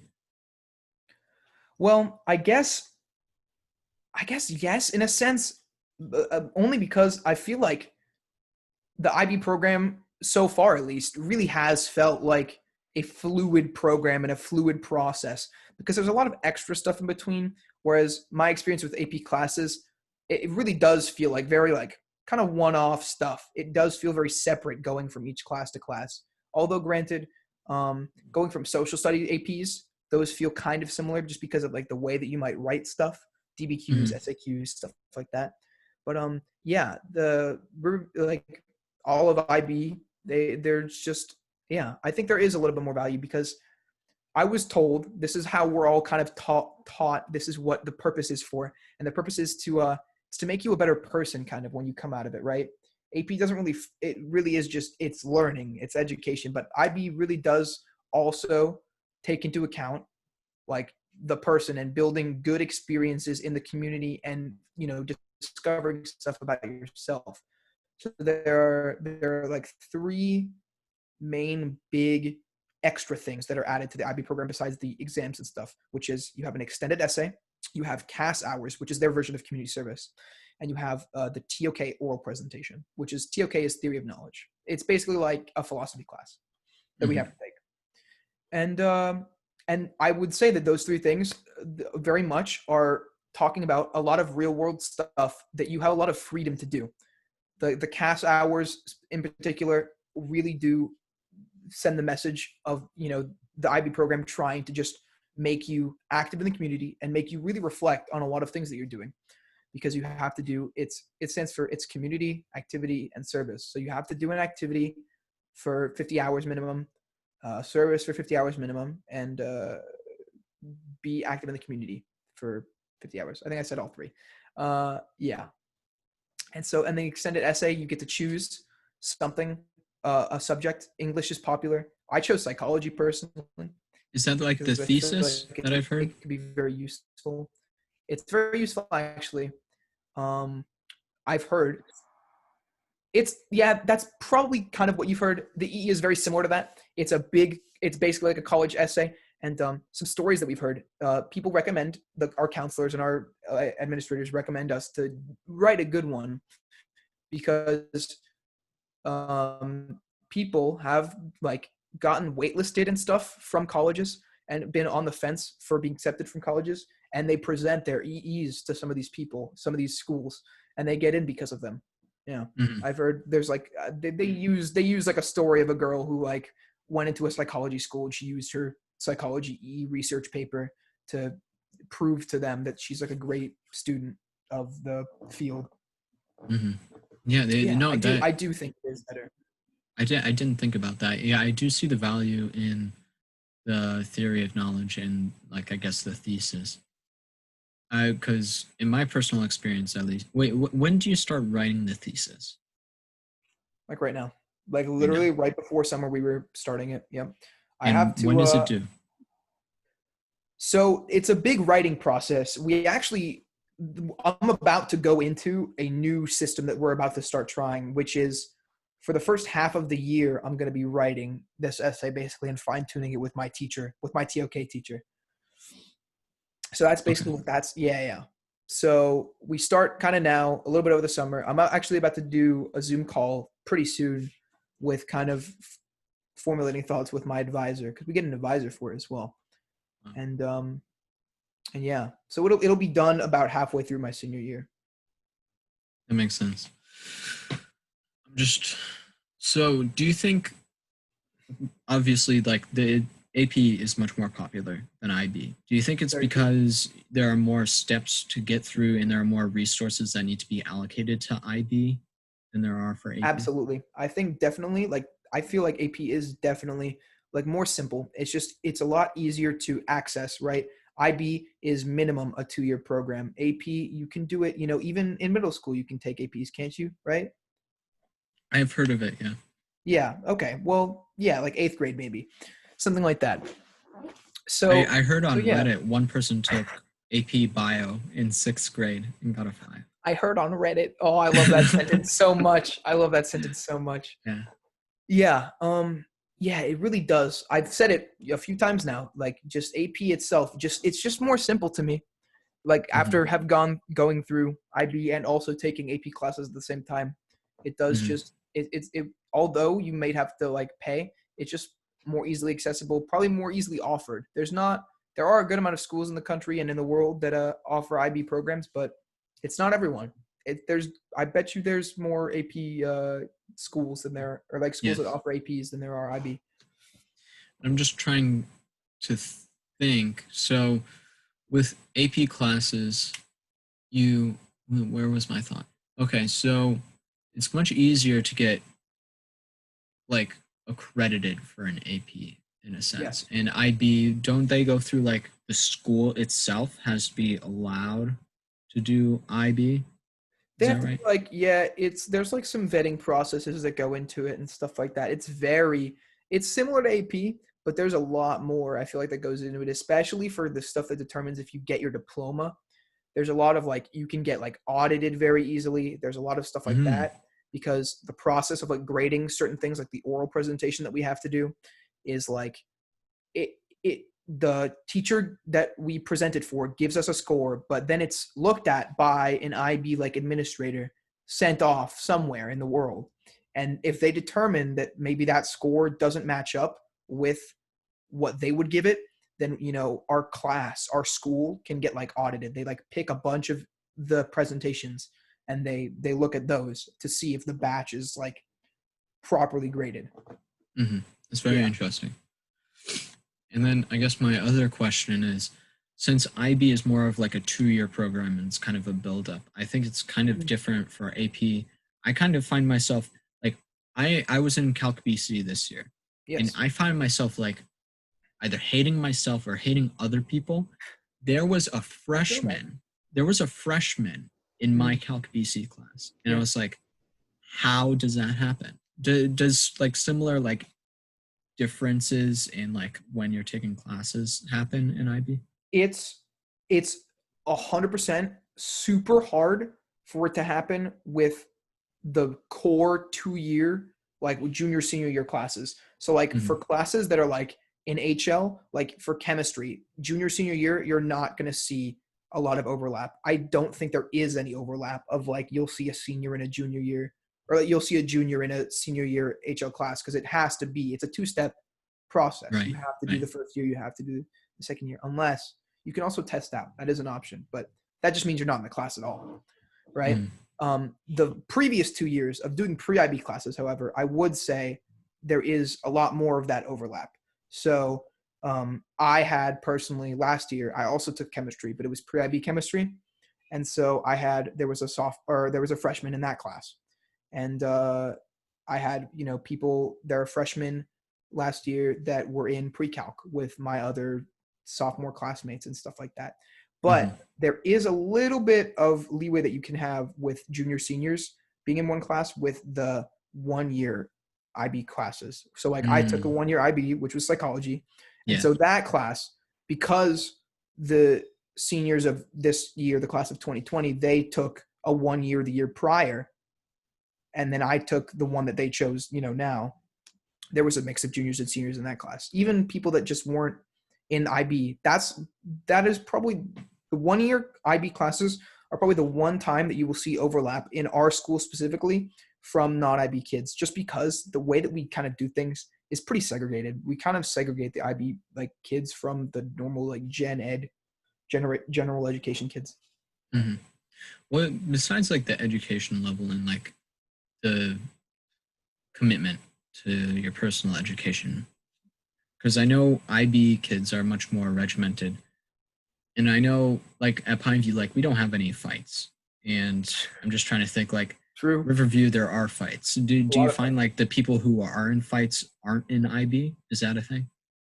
It's 100% true, actually. Like definitely. It's just Riverview is a very big school. It's very, very big. There's a lot of people, and there's definitely more people that are not in the IB program than there are in the general education program. So it makes sense. It just makes sense that there are more fights. You know, I feel like also Pineview just doesn't get that reputation, right? It's a very goody-goody school, honestly, in a lot of ways, right? A lot of just like big brain people that are just coming to learn and not much else, and they're kind of extrovert or introverted, stuff like that. It's just not a school like that. But you have a lot of just people from different backgrounds, you know, different economic standpoints, different social standpoints, stuff like that. It's just way easier to see. Drugs are really, really common, and just stuff like that. And yeah, it just makes sense that fights would be more common, I guess. It's interesting. It happened a lot. It really did. A lot of there's like Snapchat stories like specifically for fights at like lunch and stuff. I'm just trying to think. So in comparison, Pineview had a very strict attitude towards drug usage, and it used to be like one shot, you're done, you're kicked out of Pineview, and you would have to go to Triad. And I think that might have been a county policy, but it's more lenient now. So what's the enforcement like at Riverview? Like if you're caught? I believe it's pretty severe for the most part. I feel like they're not that tolerant about it. It's like, you know, usually you're going to get suspended or expelled. I'm pretty sure the expulsions aren't that uncommon for drug possession. But I do know that a lot of the time you get teen court is a very common solution that Right. a lot of kids at Riverview get instead. I know we really, because the Juul epidemic was really big. That was a very rampant thing at Riverview for sure. People try to crack down on it by I always hear a lot of stories because that's probably the most common place to go. There are people that just they go into the bathroom and they smoke, or they go into the bathroom and they Juul during lunch or during their class time even. So there will be people that'll just walk in. There'll just be a gym coach or an aide or something, just walk into the bathroom and see if people are there. And Mm-hmm. they've caught people like that. But still, I don't know. It's I feel like they do try. They do try really hard to keep it as drug free as possible. But still, I can't ever forget there are some experiences that I've had being there that just there's one that always comes to mind is this year. We were on the third floor, which is the IB designated floor for the most part, which Mm. a lot of people congregate to just because the bathrooms are typically nicer. No, very serious. The general education kids, they don't want to be there a lot of the time, right? They Mm-hmm. destroy the bathrooms on every other floor, especially the men's bathroom. It's always there's toilet paper all over the place. It's wet. People break the stalls down. It's crazy. I found crazy stuff in bathrooms. It's been Mm-hmm. insane. And so people go there sometimes, and a lot of people go there to smoke. And so one time even, the whole floor stunk of weed. Someone literally went into the bathroom and they just boofed up a lot, a lot. That's very And interesting. yeah, I mean, they try, but so those people were, for example, they were expelled. Oh, they were gone. Okay. Yeah, yeah, they were caught because the friend literally recorded her doing it. Ooh, Yeah, not a yeah, good bad friend. idea. Yeah, Yeah. yeah, yeah.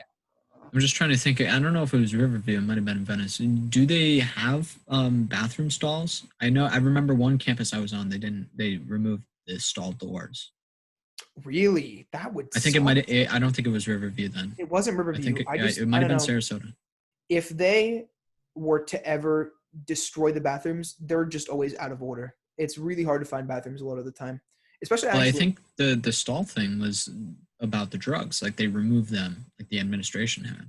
Really, I don't Yeah. know. I know they removed mirrors from our our our bathrooms, except for there's very few. There's one bathroom that I know, and then a few teachers with a bathroom in their class that have one, Mm-hmm. because people were destroying it, they were writing on it, whatever. They were Right. even I think there was a scenario where someone broke the stuff and got Of glass. glass. Yeah, It's very interesting. yeah. They do take away stuff, but it hasn't been stalls taken away or urinals, stuff like that taken away or anything. Mm-hmm. I don't know if you're very familiar with this, but I think you might know more people, at least outside of Riverview. I could be wrong, but are you familiar with like the ACE program? Yeah, the Yeah, Sarasota High School one. yeah. What makes ACE different from like IB and AP? Because I know I it's like generally regarded as like Yeah, honors level. It's I not up really to the do. core. I feel like I've heard, and I have definitely talked to a few people about it. Um, I don't know. The way that it works definitely has been told to me as it is very similar to AP. It is very similar to IB. It's very similar to a lot of the gifted programs, right? The gifted programs that we have around the county or even the state or whatever, Mm-hmm. right? Um, yeah, I'm not that much familiar with it other than Yeah. the fact that it's on that level of probably an AP class, I'd assume, but it definitely doesn't have as much prestige, I guess, as you coming from Pineview or me coming from Riverview IB. Mm-hmm. Yeah. I'm just trying to think. It's kind of like I don't want to say segregation, but like you see schools like Booker and Sarasota where like they'll have some APs, but like their program is like ACE. Or I think Sarasota has very few. I looked at their course catalog for some reason.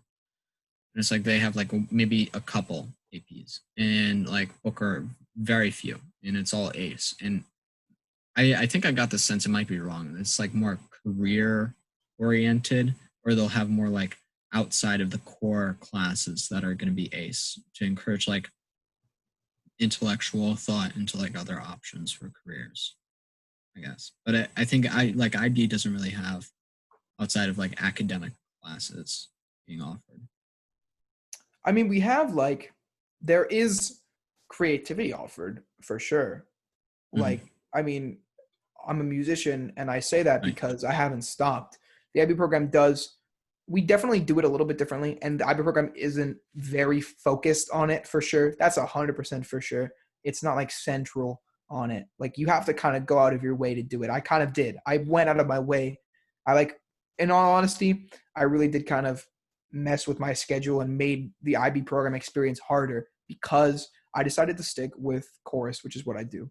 Because Hmm. the reason that it makes it harder is because it takes up the class for the music class, uh, which for me it's chorus, and then it's also you have to take IB music, which is their music like theory class, history class, Hmm. stuff like that, basically. It's very interesting. And so that whole experience is very interesting. We definitely do it better than a lot of people because we split. So TOK is my homeroom class. And my chorus teacher actually decided to start teaching it because originally it was very hard for the IB music kids to have time to learn. So now what Riverview has done, and it sets a precedent for a lot of schools now, is that we do an AB schedule.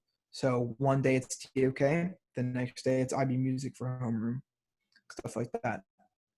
Makes sense. Well, Yeah. Nadi, how long do you want to Um, keep going? Because I know we went but off on a. it is Mhm. weird. You know, I wish side tangent a big little side thing there. Do you want to just cover a shorter topic or something like that, maybe, and call Well, it I quits, know or do you want to call it quits? it's already been two Hang here. on, I mean, you're bugging out. no problem, no problem. It's the last topic in the document, since it's kind of on par with what we were talking about, and it is the elections 2020, but in Sarasota specifically. Are you familiar with that at all? Sure. Yeah. So Um, we have Vern Buchanan, District 16, which I believe you live in, and then Margaret Good from House yeah. District 72, which is where I live, more south, is running against Vern. So, do you have any opinions on that race? Mm, I wish I could, honestly. I feel very bad about stuff like that, right? Because Hmm. obviously local government is far more important than like the presidency. Yeah. Like it just affects me more. But Hmm. the only thing I ever really associate with a lot of local elections is I see a lot of the signs. It's right outside my house a lot of the time, so I see a lot of that. But there was an article recently actually that I saw. It was passed around social media. It was like get informed about the people that are running Hmm. and who they were. And I it's been a while since I've looked at it, so I can't say that I'm super up to date. But if you'd like to maybe inform me, maybe I could give Yeah. you my opinion. So I guess generally, Vern has aligned himself as a Republican more with Trump as a president, but Mm, Sarasota County, or at least House, or yeah, House District 16, um, it's more conservative leaning. And Margaret Good was really seen as this up and comer, um, being going into local government and now wanting to go into national government. But I just don't see a world where she wins, mm, mainly because of the older demographic in yeah, Sarasota, which won't really change right for a now. while. For a while, yeah. So yeah, and it's kind of a mix up right there, but it It's a tough dilemma yeah. just because like the dynamic of Florida is like that, and it probably will be, although it is shifting, like we talked about kind of it does feel like it's Hmm. shifting, but it'll happen. I feel like it'll last for another decade or two, honestly. Hmm. We keep going. Um yeah, I would I mean, if I was to be honest, I would be hopeful that, if she could bring good stuff to the county, if she lines up with my ideals, which I assume she probably does. She's Yeah, probably a little bit yeah. more left leaning. Yeah. So I would give her my vote if I could. Unfortunately, I Hmm. can't vote in this election, but Yeah, me neither. really And stinks then actually. It's very yeah, close. it does. It does. How far away? I'm 4 months. Oh, Almost I'm young. 20 days. 20 down. Yeah, I'm That's 20 rough. days off. Yeah. So like under 3 weeks. Yeah, it's tough thinking that, but in a sense, like I'll try and find someone in my grade who will be able to vote and Like influence persuade how them they'll to do vote. it. Yeah, Yeah, yeah. I know there's a few people I could talk to. Yeah, for sure. No, there. I would say that I don't know. It's pretty easy for me to know people that are of age to vote that I can encourage because I'm just a very extroverted person all around. I feel like I especially knew a lot of the class of 2019. Those seniors I knew a lot of, and this year I feel like I know a good amount as well too. Like class of 2020 that I could talk to, Mhm. which is good. And then on this last point, it's about the school board, specifically in Sarasota. I've Sure. noticed and it kind of politicization of the school board. And before a year ago, all 5 people on the school board were registered Republicans, which is very strange. But you look at Right. people like Brown, last name Brown, and then Goodwin. I'm not sure. The two Sure. older individuals, Yes. and they've been on the board for over 10. I want to say over 20 years, and they found themselves in such a disagreement with mainly Bridget Ziegler and Robinson, very rotund man, that they switched their party affiliation because they were like that older conservative to Democrat because they Hmm. felt they didn't really align with the Republican Party anymore. But in doing that, I felt they kind of aided in the politicization of the school board. What are your thoughts?